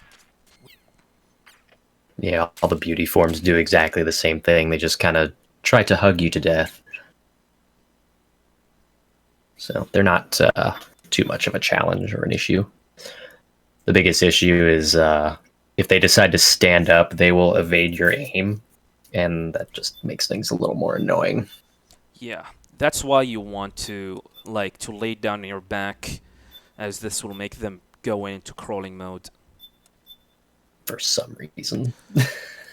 Okay, so we have one ration used. We should be fine, and we have enough money to purchase the 50 caliber in the upcoming act. But I'm kind of in the mood for some MGS1. How about you? Yeah. MGS1 seems... I mean, I'm not gonna lie, Act 3 and how slow it is actually put a sour taste in my mouth. And I'm not gonna lie, I love MGS1. MGS1 is definitely my favorite MGS1. Maybe it's better for me to switch to this game and pretty much abandon running this to ESA if they do not mind, probably. Maybe I don't think they're gonna mind, do they, huh? I don't know. So yeah, MGS1, yeah, you guys know about MGS1. Yeah, I guess maybe I guess maybe I'm gonna do it. Let's play MGS1. Here it is. Sorry guys, we're gonna play MGS1 because MGS4 is Act 3 is really, really bad, and we hate it. Oh, we're already here. So, Oh, MGS1. good. We're at the heliport already. So we have the Chaff Grenade. We're gonna have to go into the heliport and pretty much... We're gonna go to the air vents. You know, your standard animation cancel flip throw with the chaff grenade, and oh yeah, we're done with the heliport. That was easy. Yeah, it was great. Yeah, that was fun. nice. Now we're gonna Let's get keep to going. the tank hangar. Yeah, let's keep on going. Yeah, let's go Oh, again. gotcha. That was actually a bad dream. Oh, hey, wait a minute. I feel bamboozled. Yeah, you beat it. Get you baited. You got me. So yeah, they put an MGS1 section in the game for some reason as a dream sequence, and it's actually quite short. It's the helipad. You can die and exit, and then they're gonna put you back, but it's actually faster to just clear it. So, Act 4. Hopefully the audio channel did not get reversed, because And find that helipad. when MGS1 is loading up, the audio channel tends to reverse because the resolution is changing. Oh, okay, we're good actually. So we're gonna have to sneak in here, and we're gonna head to Shadow Moses. Yeah, the MGS1 portion is weird. With some capture cards, it'll change the signal entirely, and you'll see no signal for a moment. Something about emulation and blah blah blah. So here we're gonna purchase the 50 caliber, and the game just froze, which is fine. 160,000. There we go. And we're gonna equip it immediately. And then we're gonna equip the Chaff Grenade. We're gonna unlock it, as this is the time we're gonna start using it. And I'm gonna use one right here, as there are gonna be dwarf geckos here. And if you do not use it, you're gonna get spotted by these dwarf geckos, and they're gonna start attacking you. Could you be Snake? Are you Solid Snake? The legendary Solid Snake? You? It's kind of an interesting note about chaff grenades. You have to be really careful about where you use them because you don't get more. You can't buy them from Drebin ever, and you only get, I think, you get them in the marketplace. And Marketplace and the heliport, yeah. And that's it. Those are your 4 grenades. So you have to be really careful because they're really useful against like the dwarf gecko and stuff, but they're also like gold dust. Yeah, that is correct. The Chaff Grenade is extremely limited here in this game. I mean, the one that's pretty much close to your route. There are other Chaff Grenade, but they are actually far away from the initial route that we have for this game. But you shouldn't be worried, as long as you pretty much stick to the route and know the strats needed for each area, you should not need to use it.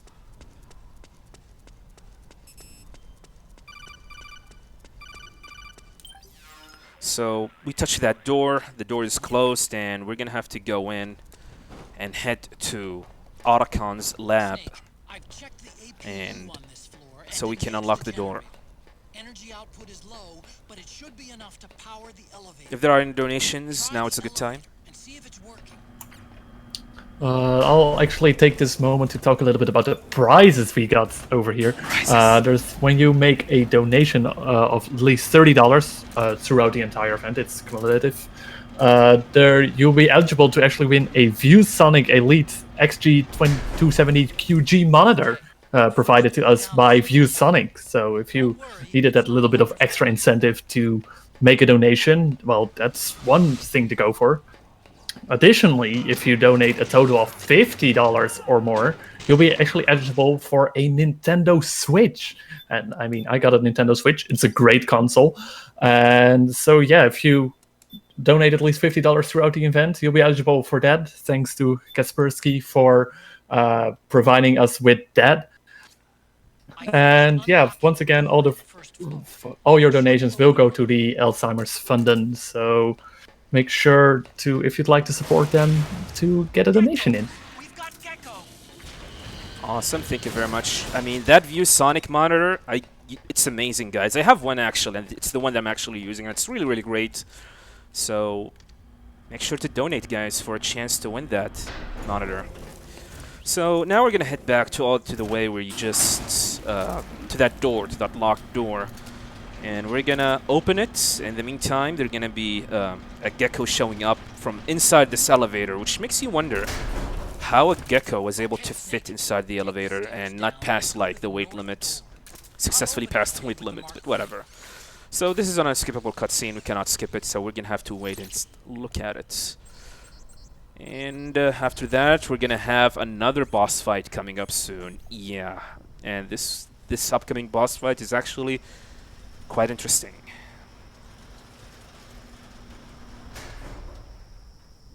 Look how flexible this gecko is.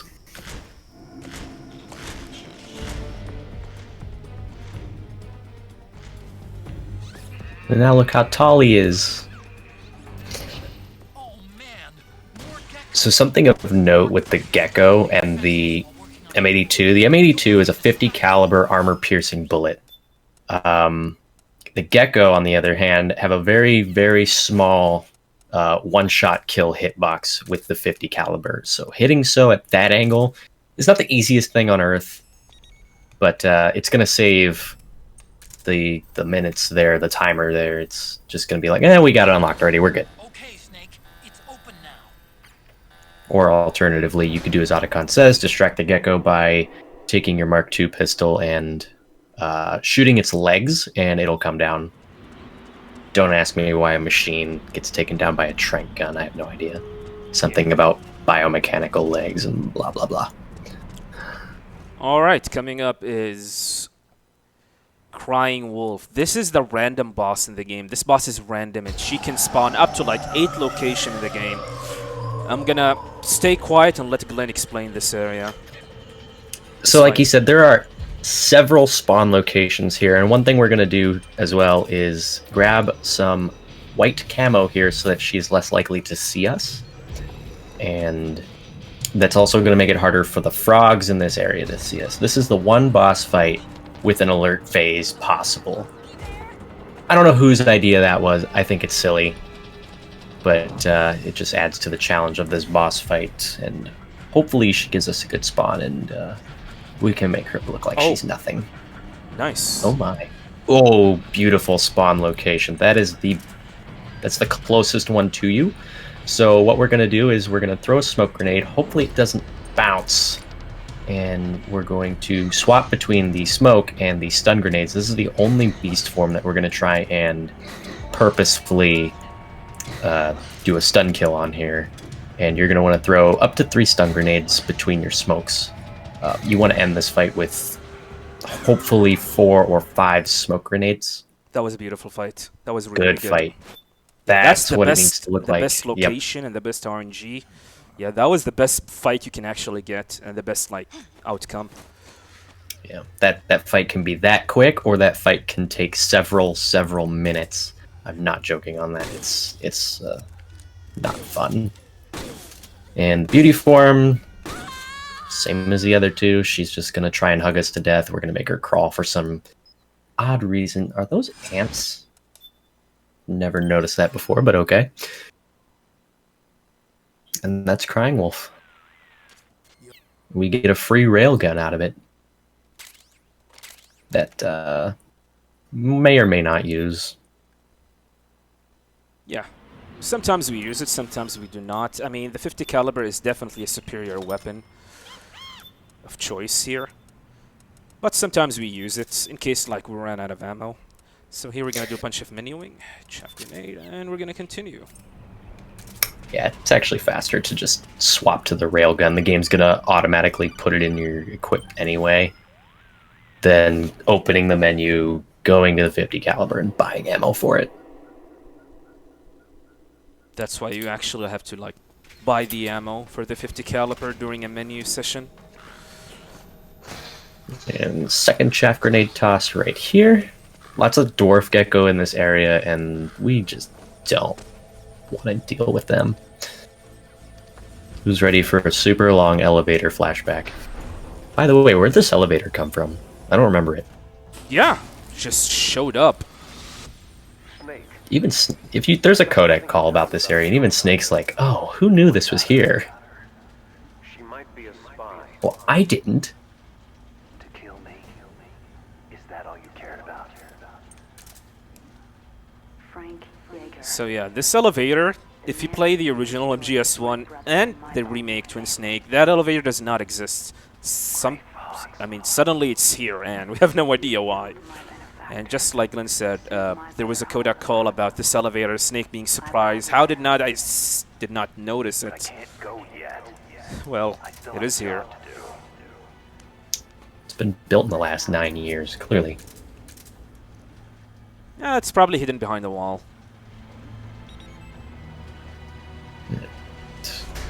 Getting that camo pattern is actually very important for this area. We're going to take out this gecko. There's another one on the right. Ooh, nice shot.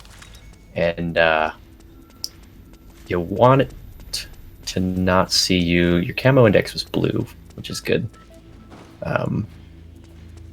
But really what you're doing with that room in particular is using the smoke from the gecko exploding as a cover so you can get by the other gecko. This one, we're just going to wait.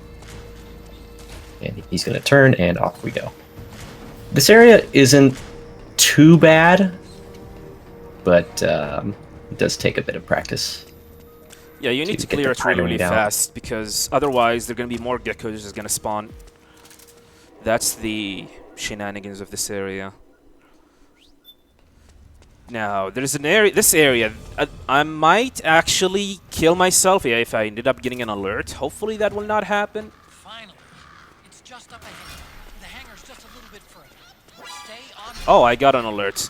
Oh, I don't know what happened, so I'm gonna have to kill myself. It's actually quite faster to kill yourself and restart again.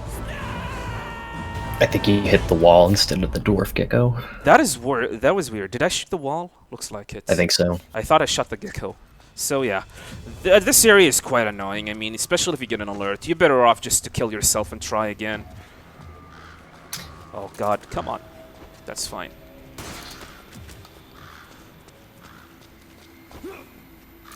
Alright, there we go. Nope, there we're not. Let's try again.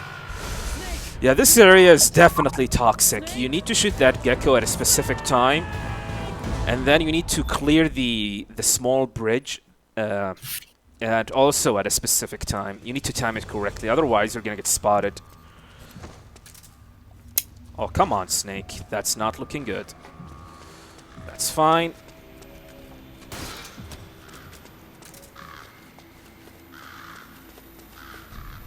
There we go.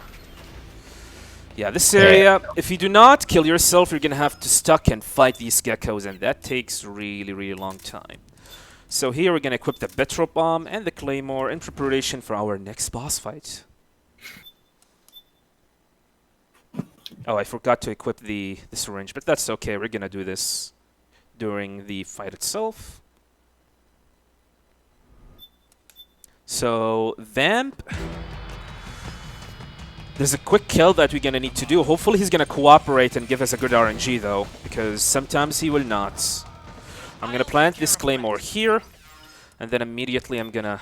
Before I forgot, I'm gonna equip the syringe. It's really important. I should have equipped it before we start this fight, but that's okay. Gonna get the Petro Bomb. Hopefully he's gonna run into the line, and he is, which is good. And I'm gonna start throwing Molotov Petro Bombs at him. And then I'm gonna switch to the M82, and then I'm gonna shoot him in the head. There we go. Beautiful. I'm gonna go behind him. I'm gonna equip the syringe. Grab him. Use the syringe on him, and that's the fight. He played nice today. Now Very we're gonna good. start the gecko fights. Those are suicide geckos.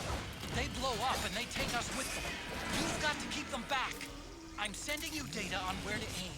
Put a bullet through their brains. Yeah, the gecko here aren't much of a problem. There's one that'll sneak up behind you, and if you're not paying attention that he's there, he could just repeatedly shoot you and just kill you. But otherwise, the gecko in this aren't really an issue. It's just a timed segment. While Raiden fights over there. Yeah. While Raiden is fighting, and in the meantime, we're gonna take down these geckos on the way.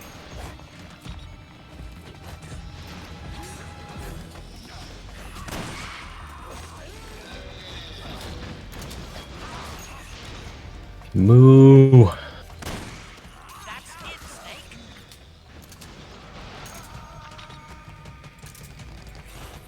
this fight is pretty trivial. Watch out! They come in waves, and there's not really a ton to explain. There's like one Easter egg here. But unless you're feeling adventurous.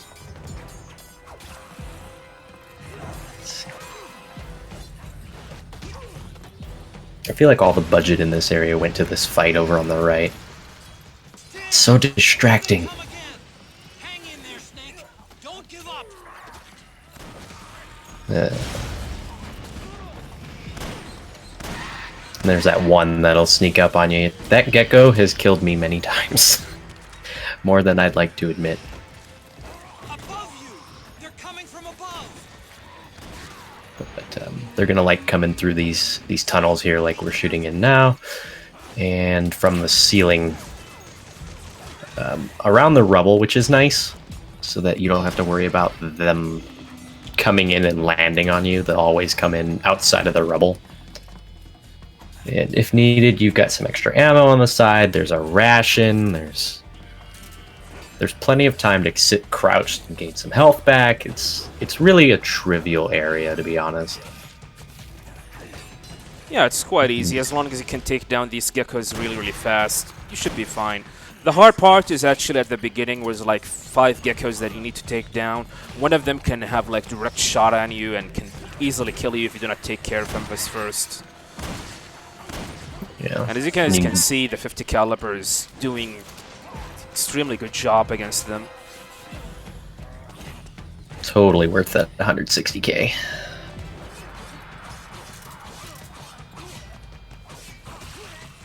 But yeah, with 12 shots left, you want to make them count, but you can use the railgun if you want. It doesn't matter. The issue with the railgun is you have to charge it for a one-shot kill on the gecko, and that takes a hot second. It's so slow. Look at it go. Oh my goodness. But it will kill the gecko. Watch out, Snake. Good, Snake. Even using 3 shots of the 50 caliber is still faster than the railgun. But the game was kind enough to just give it to you and put it in your person right now, so. Yeah, and that's it. That's all the geckos. Now we're gonna have to wait until the fight itself finishes, and then there we go. Can't do it. But I want to help Raiden. I can't shoot. I can't do it. But Snake, what are you doing? Watch my fire. He's open.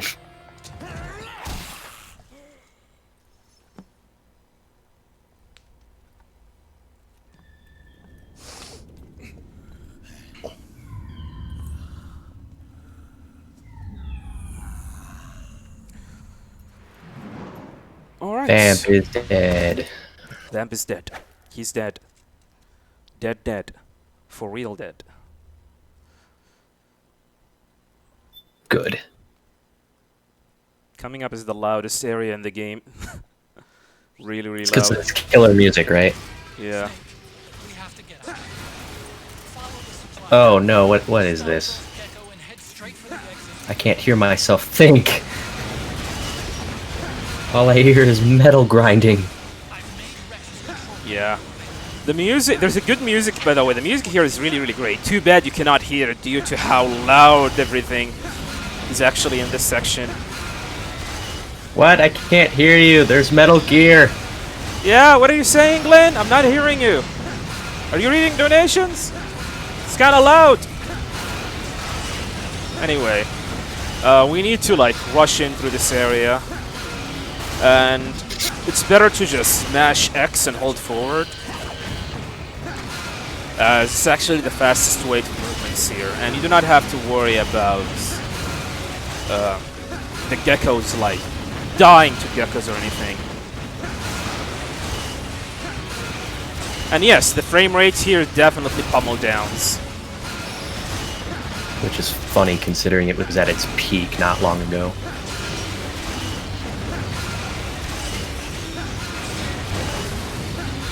I feel like they put all the effort into making this game look great in the last 2 acts, because that's where it looks the best, in my opinion. I think Raichu said once that this game was developed through black magic.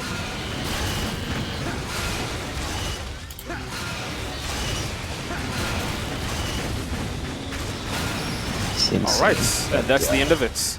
Coming up is the next boss fight, the Ray fight. This fight could take up to like 15 seconds or 2 minutes. Let's just hope it's gonna be done in 15 seconds. Yeah. Explain that, Glenn. Oh god. The Ray quick kill. So what we're gonna do is we're gonna unload about half our missile count here. He's gonna go down, and what Ray will do when he goes down is it will jump. We want it to jump to the right here, which he did, and let's see if he wants to jump to the right again for us. He does. Good. Good. And as you can see, the laser's going to deal an amount of damage that's insane as he's landing. Not while he's in the air, while he's landing specifically.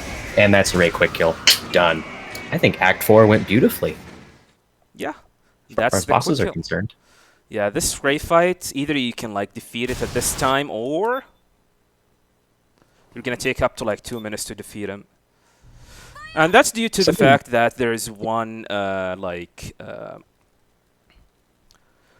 developer oversight is that they forgot to give Ray some iframes when he got hit by the laser on the air. That's what pretty much allow us to make this amount of damage. There's a fun fact about that strategy. There is video evidence of that exact fight from August of 2008. Yeah. I found that from Sparty. August 2008. That was like, wow. 2 months after the game came out, it was discovered, which is insane. All right. Now we have made it to the final act, Act 5. This is the last and short act, the shortest act in the game. It's quite short. The hardest part is actually the first part with the ship bow. Then the game become quite easy. There are going to be like 2 more boss fights to do, and then we are golden.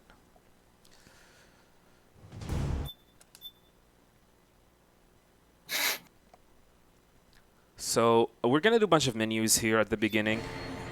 We're going to equip a bunch of stuff: stun, smoke, chaff grenade, and the Mark II pistol. Stun, chaff, smoke, and the Mark II pistol, and we are ready. Then I'm gonna equip the stun grenade here. Good job, Snake. I'm gonna throw it at these frog units. It's gonna knock them down. We're gonna equip the chaff grenade. Break through their defenses and find GW's server room. It's really important to hug the left side of the wall here. Yeah, this area. This will force a bunch of frogs to spawn in a specific way and allow us to continue quite easily on the next parts. We're gonna wait here, and then we're gonna continue.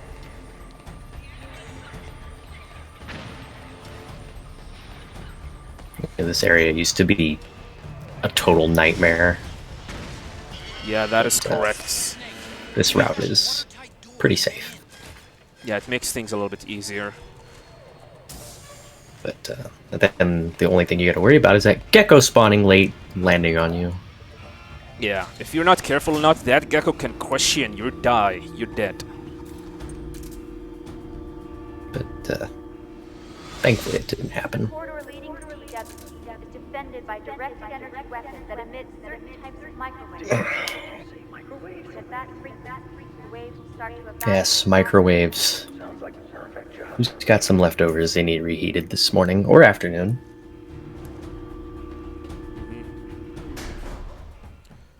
So coming up is going to be an encounter with the frog units. However, we're going to do a glitch in this game. It's probably the only glitch that I'm going to do in this run. It's something we call the frog skip. I'm going to let Glenn explain it because I need to focus for this one.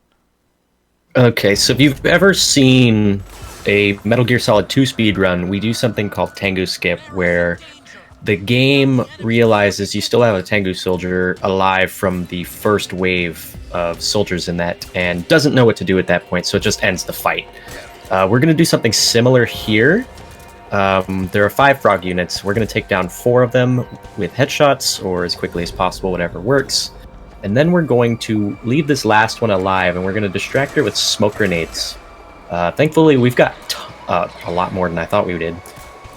She's going to do that motion. She's going to wave her hand in front of her face, and we're going to throw some more at her. And the game's going to do the same thing it does in MGS2. It's going to realize, hey, you still have a frog unit from the first wave, and it doesn't know what it's going to do, so it's just going to end the fight for you. About 3 or 4 smoke grenades will do.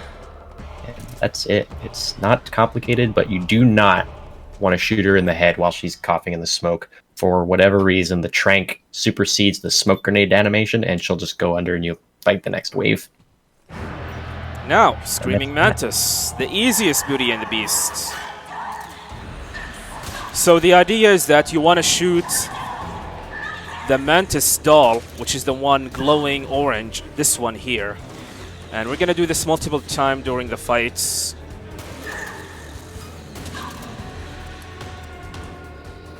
Alright, that's so far so good. And then we're going to transition to the next phase, where she's going to start controlling Meryl. Yeah, the easiest way to hit really either of the dolls is with shotgun ammo, since it's more of a spread shot than a straight bullet. And the only shotgun we have in this run is the Master Key attachment, so we swap to the buckshots. Yeah, that is correct. And we're just going to keep doing that until she gives it up. Come on, Mantis. We kind of need that.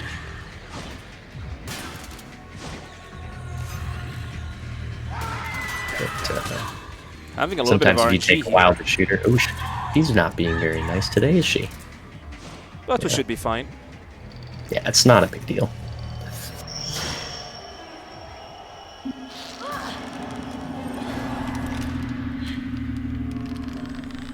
Throwback.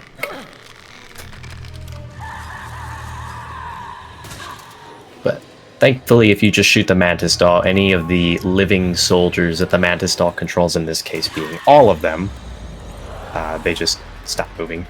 And sometimes you get some hilarious ragdoll physics, like Meryl could be thrown across one of these desks. Just like that. Oh, man. And here we're going to pick up the Mantis doll. And we're gonna use it, and then we're gonna shake the controller really, really hard. Hope you're in shape for this fight, Jack. And there we go. And that's the fight. Nice.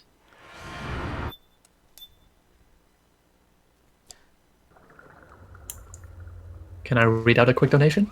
Yeah, go ahead. Alright, we have a $10 donation from King Quatters saying, "Hey King, so happy I caught some of this and want to support the cause. Massive love to you and smash this run." Thanks so much. Thank you very much, King. Truly appreciate it. Thanks. And just like the rest of the Beauty and the Beast, we take care of the Beauty Beast the same way as we did before. And that's it. That's all of the Beauty and the Beast. Now, we're almost at the end of the game. We're gonna do a bunch of walking first, and then we're gonna head to do some story stuff, and then we're gonna start our final boss fight. Yeah, it's just a running segment. There's nothing to do in the first segment, and then a cutscene's gonna play, and we will have to deal with some dwarf gecko. But lucky for us, if you've been counting or can see, we have 1 chaff grenade left, and this is where we're gonna use it. The chaff grenades in this game are carefully placed and carefully routed out, since they're in very limited supply.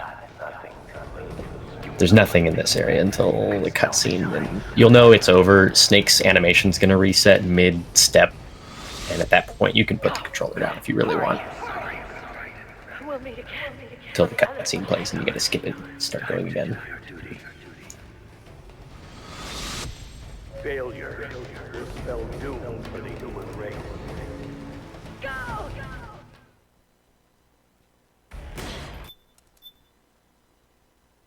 I feel like they put that little flashback in just in case you happen to skip the cutscenes, just to remind you what's at stake here.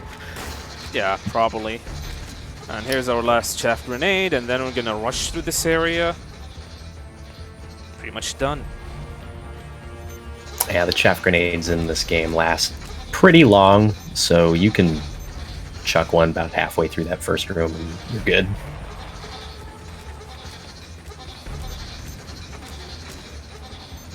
Worst case scenario, I mean, it runs out right before you get to this point and you have to roll or whip out the barrel, or there's a number of ways to get through these rooms without the Chaff Grenade, but they're slow and they're painful. Yeah, that is correct. So upcoming is gonna be just like a side-scrolling section where we're gonna have to go in through a microwave and then roll and pretty much scroll through it. So if there are any final donations to read here before the end of the game, this is the good time. I'll quickly use this moment then to talk about a donation incentive we got coming up. It's for the Near Automata run for the risky coaster skip. Like, the runner is already going to go for a roller coaster skip, but there is an even riskier roller coaster skip. And right now that's at $40 out of $200, so it's still a little bit away, but every small little donation will get us one step closer to seeing that happen. And I want to see all the risk in the roller coaster. Yeah, that is cool. So yeah, this part, we're just gonna have to hold up, and then the game is gonna make you just mash triangle.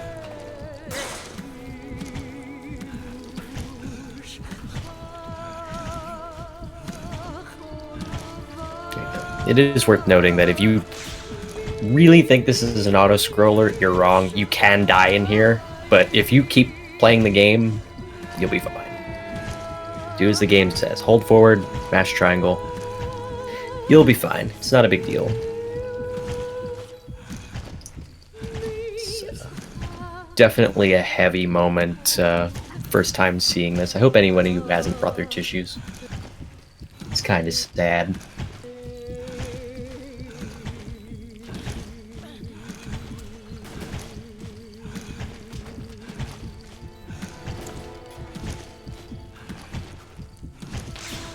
While the microwave is melting Snake's Octo Camo suit.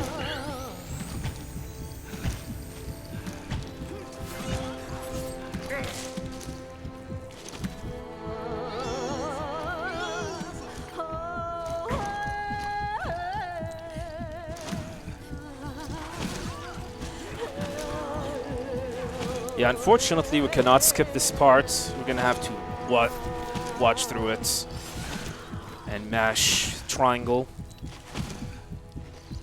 But if I skip it, how will I watch Armless Raiden take out the frogs above? Yeah, I guess that's the amusing part of it.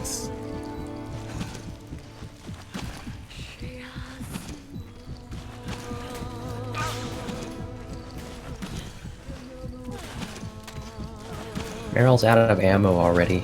She's still a rookie at this. Once a rookie, always a rookie. Oh, Sunny's done cooking her eggs. Well, I guess someone has to be happy during all this.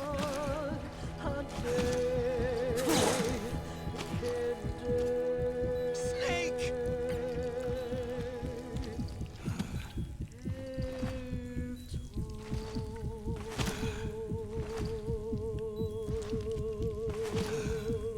There we go. Now coming up is going to be the final boss in this game, Liquid Ocelot. And Liquid Ocelot is no joke. He is definitely a really, really hard boss. Definitely like well suited to be a final boss. And I'm going to let Glenn explain this fight, because this fight is actually kind of like in phases. Yeah, so basically you only have two things you need to do: dodge Liquid, block him, and punch him. There's a couple of things you can do as regards to hitting him. If you've seen an MGS1 run, you can kind of do what's similar to the Infinite, or you can do what Jag's doing here and just do your full combo. You can use a heavy punch to break his guard, and it'll leave him open for the combo. Ideally, his health bar to advance to the next phase is a little under half. you'll know you can go to the next phase. If you keep punching him, his health bar will refuse to go down. At that point, you can stop doing your combo and just throw another punch, and it'll advance to the next phase. This one's not too bad. He's just going to try and punch you, maybe elbow you, and every once in a while he'll throw a kick your way, but he's not too bad this phase. The real phase, next one, he's going to gain a much heavier punch. You want to dodge that at all costs. If it hits you, you're going to die. Liquid's going to have his way with you if he hits it once, at least in my experience. But you get to listen to some good music from all 4 of the Metal Gear Solid games so far. There's that heavy punch. You don't even want to try and block that. That's still going to do a lot of damage. And Jag's going to try a one-punch combo here, and hopefully Liquid doesn't get out of it. This is a good one.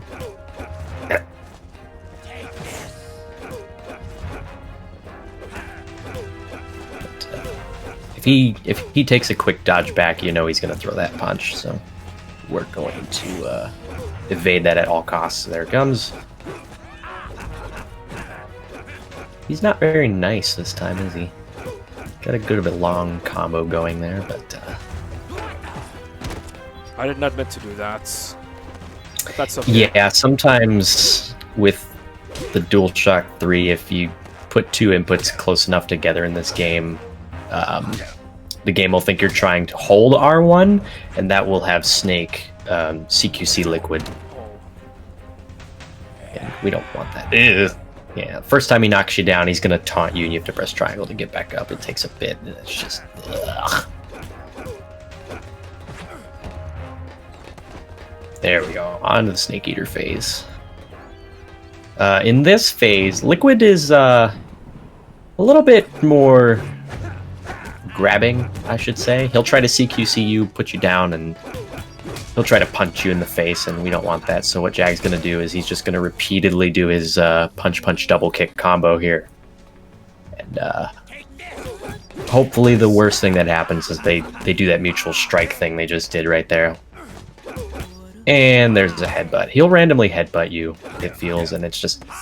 you don't want to get headbutt a lot, and it's just not good. If you die at all, you go back to phase 1 and have to start over.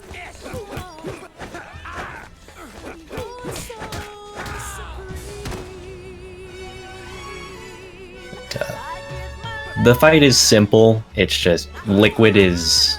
he's tough in the body of a 70-year-old.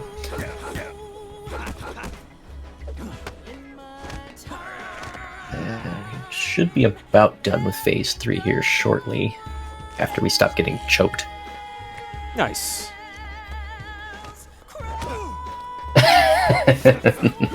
Little Easter egg there. I think that's a trophy, if I'm not mistaken. Wow. Come on, finish the fights. What? Wow, Oh, no. really? No! I don't know what happened. I mean, the fight should have been finished. They have lowered his health. Wow. Did he regain health at some point? It's not over yet. Okay. Exist. I don't know what happened. I mean, he should have, like... we should be fine, I guess. Yeah, you seem to be alright. Once more with feeling. I mean, one more punch and he should, like... we should go to the final phase, but... for some reason, the game just said nope.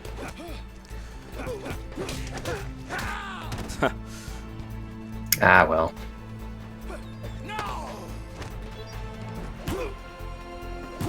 There's that again. Sometimes Snake can like go into CQC mode, and it's not something you want to happen. Yeah, that was actually a really costly death to happen. But don't worry, we're gonna rush through it. This is a speedrun after all. And we have plenty of time. I'm not worried. Nah, you're fine. Wow. Keep bull rushing me right now. He's becoming extra aggressive today. That was a weird guard break. Finally, wow. Okay, I need to be extra careful because he can actually kill me with this amount of health. Yeah, the less amount of health you can take early on, the better. Because now I think he's in range to where if he gets hit by that heavy punch in this phase, he dies. And we don't want that. That punch is pretty easy to dodge, so it shouldn't be a problem.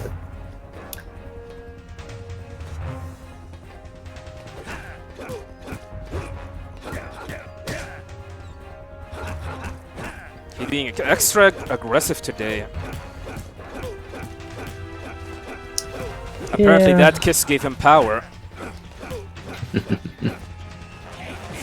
Oh, what? Okay. I don't know what happened. I think DualShock 3 just screwed me over here. Yeah, DualShock 3 sucks. So what happened is that I wanted to go to the right, but for some reason Snake went to the left.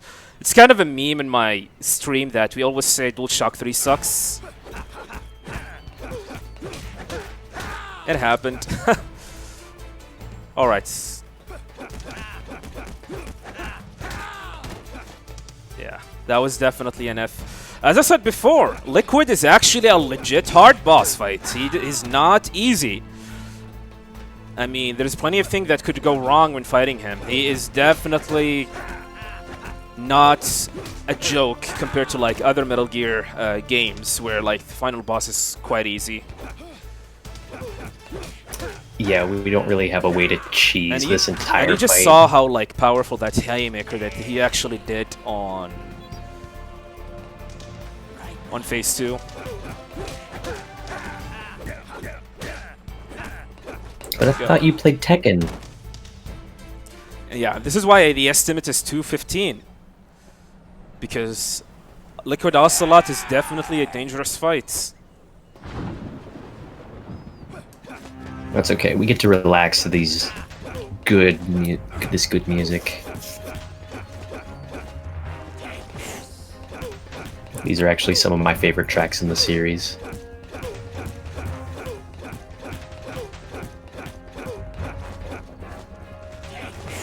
So, good boss fight musics. And then the rendition to Encounter for Phase 1 is really good as well.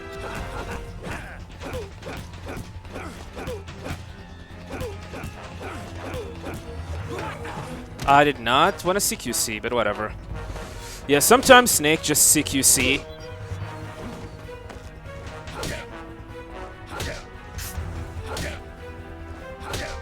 Stop beating me. Oh god. Thank god I was able to block that attack. Yeah, the block is a lot less damage than just obviously taking it straight up, which is about half. Alright. Don't want to take many of those. Alright. Alright, no headbutting, please.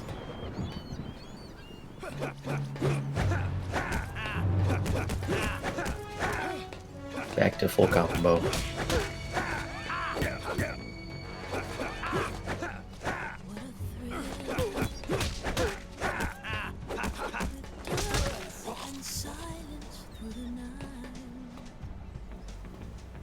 I always argue who's the tougher combatant on the mutual strike. I would argue Liquid because Snake took a knee. Liquid stayed on his feet. You don't want to use your heavy punches here because Liquid likes to grab you if you try because they're slow, I think. So we're just gonna use our quick punch double kick combo here. There we go. There we go. Alright. It's basically over. Yeah, once you make it to this part, it's pretty much over. You can technically die, but this one is actually quite easy. You don't have to worry about. The only thing that you need to worry about is just take a few extra steps and then start punching at the precise moments. Yeah, it's kind of like the microwave section. As long as you just keep playing, you're not gonna die.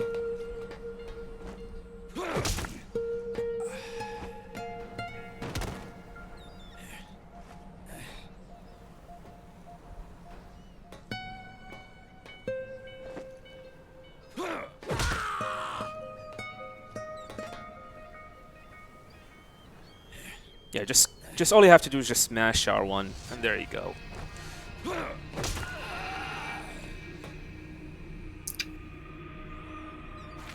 He could take some punches for a 70-year-old. Yes, he did.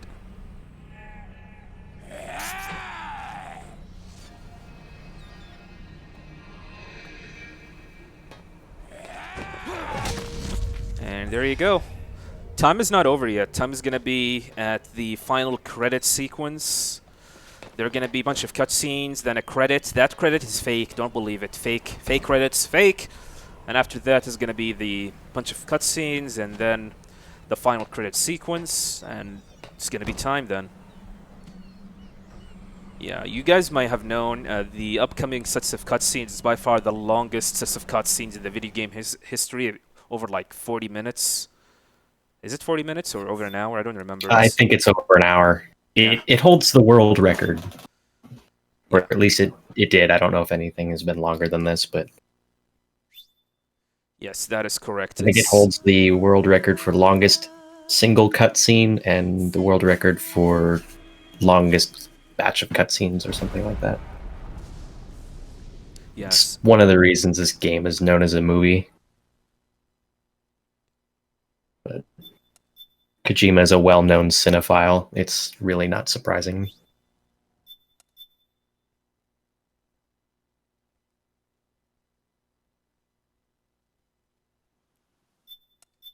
Okay, then we're gonna get the one more cutscene and then the fake credits. Technically, we usually stop the timer at the last input, but we decided, you know what? No, I mean, the last input is gonna be at the final credit sequence or at the final cutscene playing, since you cannot skip it. This credit sequence is fake. Do not believe it. Do not believe it. Don't trust Kojima with this credits. And it's just this one is actually quite short. It's not that long. It's probably 20 seconds long. And then there's gonna be a bunch of cutscenes, and then the time is gonna be then. And you can see like how Hideo Kojima is actually the voice of God in this game. I never have realized where that is. No, didn't you notice it? It said voice I know of it's God. I know it's in the Kojima. credits. I mean, where God talks to you in the game. Ah, here it is. Voice of God. Kojima is God.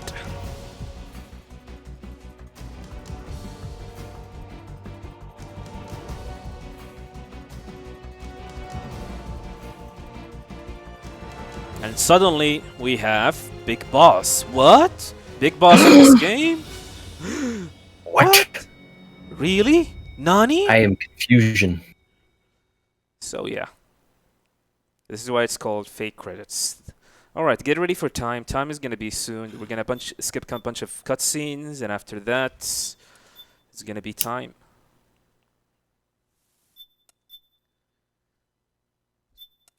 And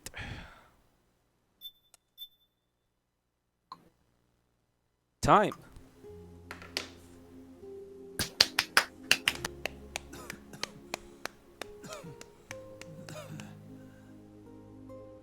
But this is good, isn't it? Indeed it is. This is good, Indeed it is, Big Boss. isn't it? That was actually a good run, minus the deaths that actually happened. Most of the strats that I wanted to happen actually worked. Minus the deaths. And I'm actually quite happy about this run. I mean, yeah. I guess I would like to say thank you very much, ESA, for giving me the opportunity to speedrun this game, to run this game at a big event like ESA Marathon. And yeah, thank you very much. Also, if you're interested in a speedrunning Metal Gear game, make sure to join our Discord, Metal Gear Solid Speedrunner Discord. And we have a website, MetalGearSpeedrunners.com, if you want to learn more about speedrunning Metal Gear games, any Metal Gear games you have. We have a lot of talented, experienced speedrunner for various Metal Gear games, and I'm sure you're going to find someone who can help you. Or you can ask me instead. I mean, I speedrun like 14 of these Metal Gear games at a high level, and I can definitely help you out, or anyone can definitely help you out. And yeah, thank you very much for watching. I mean, that's not the end of the Metal Gear games here on ESA Marathon. There are going to be more Metal Gear games coming up soon by other people like Mac and also Limes and other speedrunners who's going to speedrun more Metal Gear games. Metal Gear Solid 1, Metal Gear Solid 2, and Metal Gear Solid VR Mission. All of that. And I guess it's time for me to sign up. Sign out. Thank you very much. Before you go, can I do 2 quick donations? Yeah, go ahead.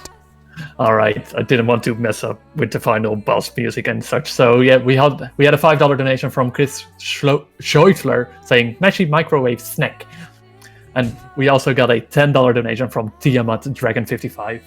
Thank you both so much for those donations. Thank you very much, guys. Truly appreciate it. Keep on donating. You guys are awesome. Keep on donating, guys. And I would like to also give my thanks to Metal Glyn Solid and Raichu MGS for helping me with the commentary. And also, I would like to say thank you. I would like to give my thanks to my lovely wife who is giving me the stare right now. Hi, how are you doing? Okay. Yeah, thank you very much, guys. Truly appreciate it. And I'll see you guys on the next time. And enjoy the rest of the marathon. Later, everyone.